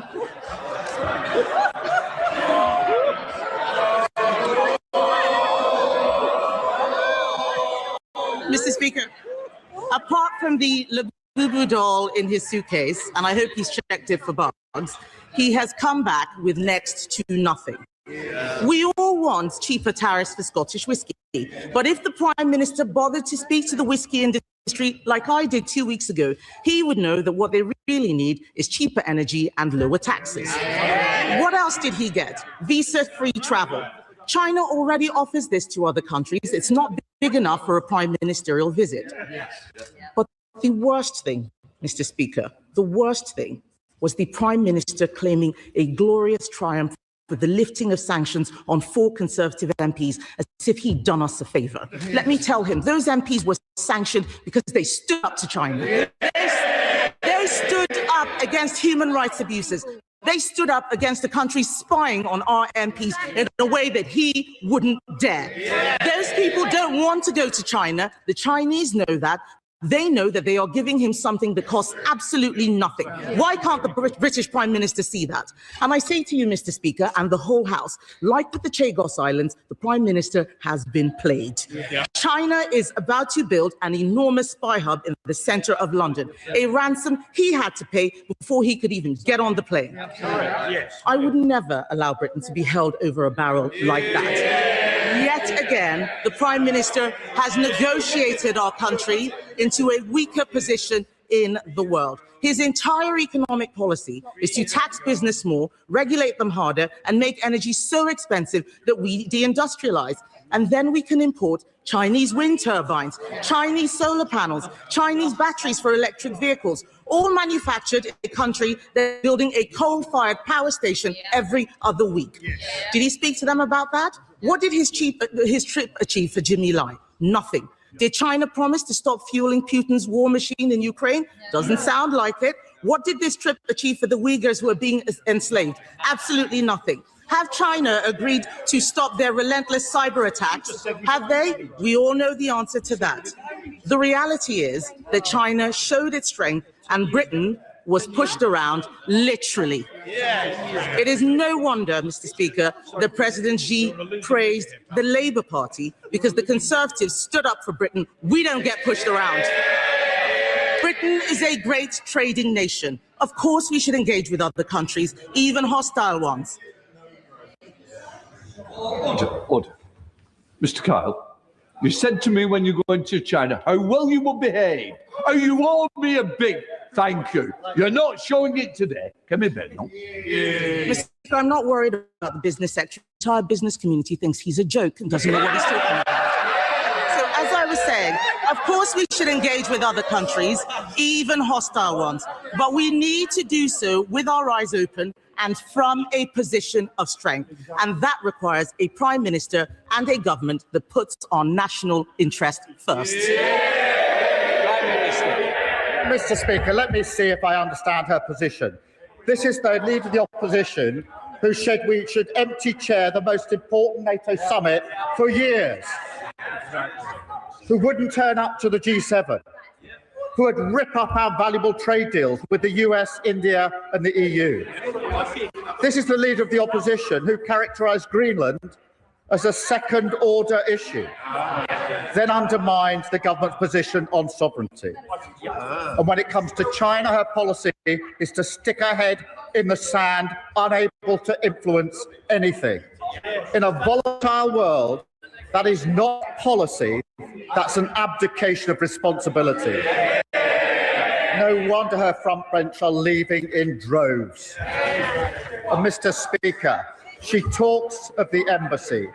China's had an embassy in the UK since 1877. It's currently spread across 7 sites. The Leader of the Opposition is so busy trying to hold her party together, she's clearly not read the letter the Security and Intelligence Services. But, Mr. Speaker, she claims great interest in the China embassy. She was offered an invite for a Privy Council briefing on the issue. What did she do? She chose not to attend. Mr. Speaker, that's a dereliction of duty. Even worse, what did she do? She sent in her place the member for Croydon South, the Shadow Home Secretary. That is a double dereliction of duty. Instead of taking up a Privy Council briefing, she took up a megaphone on the streets outside the embassy. I changed my party from a party of protest to a party of power. She's rapidly going in the opposite direction. And her reply this afternoon seems to be that we should engage with China, but not engage with China. But what we should do, instead of leader-to-leader discussions where we raise all the opportunities and the difficult issues, each and every one of them, instead of those leader-to-leader meetings, she'll get a bag of sand and put her head in it and influence absolutely nothing. They're so unserious about world affairs. Chair of the Foreign Affairs Select Committee, Dame Emily Thornbury. Very much, Mr. Speaker. I'd like to thank the Prime Minister for his statements, and I'm pleased to see that his trip went so well. This morning, I was in touch with the Scotch Whisky Association, who want me to convey their congratulations to the Prime Minister for securing reduced tariffs to China. But there is, of course, more work needed. A Prime Minister's job is never done. The biggest overseas market for whisky is, of course, the US, where the tariff is still too high. So can the Prime Minister confirm that this will not be the end of the support that he will give to the Scotch whisky industry and will continue to be an advocate for them? Yes, I can confirm that. We're continuing to work with the US and, of course, the India deal that we've secured will have an impact on tariff for whisky as well. Okay. Leader of the Liberal Democrats, Sir Ed Davey. Thank you, Mr. Speaker. And with your indulgence, can I start by paying tribute to my friend Jim Wallace, one of the great Scottish Liberals, and offer our thoughts and prayers to his family and many friends. Jim devoted his life to public service, his Christian faith, and the cause of liberalism. But, Mr. Speaker, his judgment wasn't always impeccable, for it was Jim who gave me my first job in politics. As opposed to your last. We will miss him. Turning to the statement, can I thank the Prime Minister for advance sight of it? I listened to the Conservative leader, whose position now seems to be to oppose trade with the world's biggest economies. So much for global Britain. But with Mr. Speaker, with President Trump threatening tariffs again, just because of the Prime Minister's trip, with Vladimir Putin still murdering civilians in Ukraine, now more than ever, the United Kingdom must forge much closer alliances with nations who share our values, our belief in free trade, and our commitment to our mutual defence. But China is none of those. The Prime Minister's main focus should be on the closest possible ties with our European neighbours, our Commonwealth allies, and our friends like Japan and Korea. So once again, has made the wrong choice. However, unlike the Conservative Party, we think he was right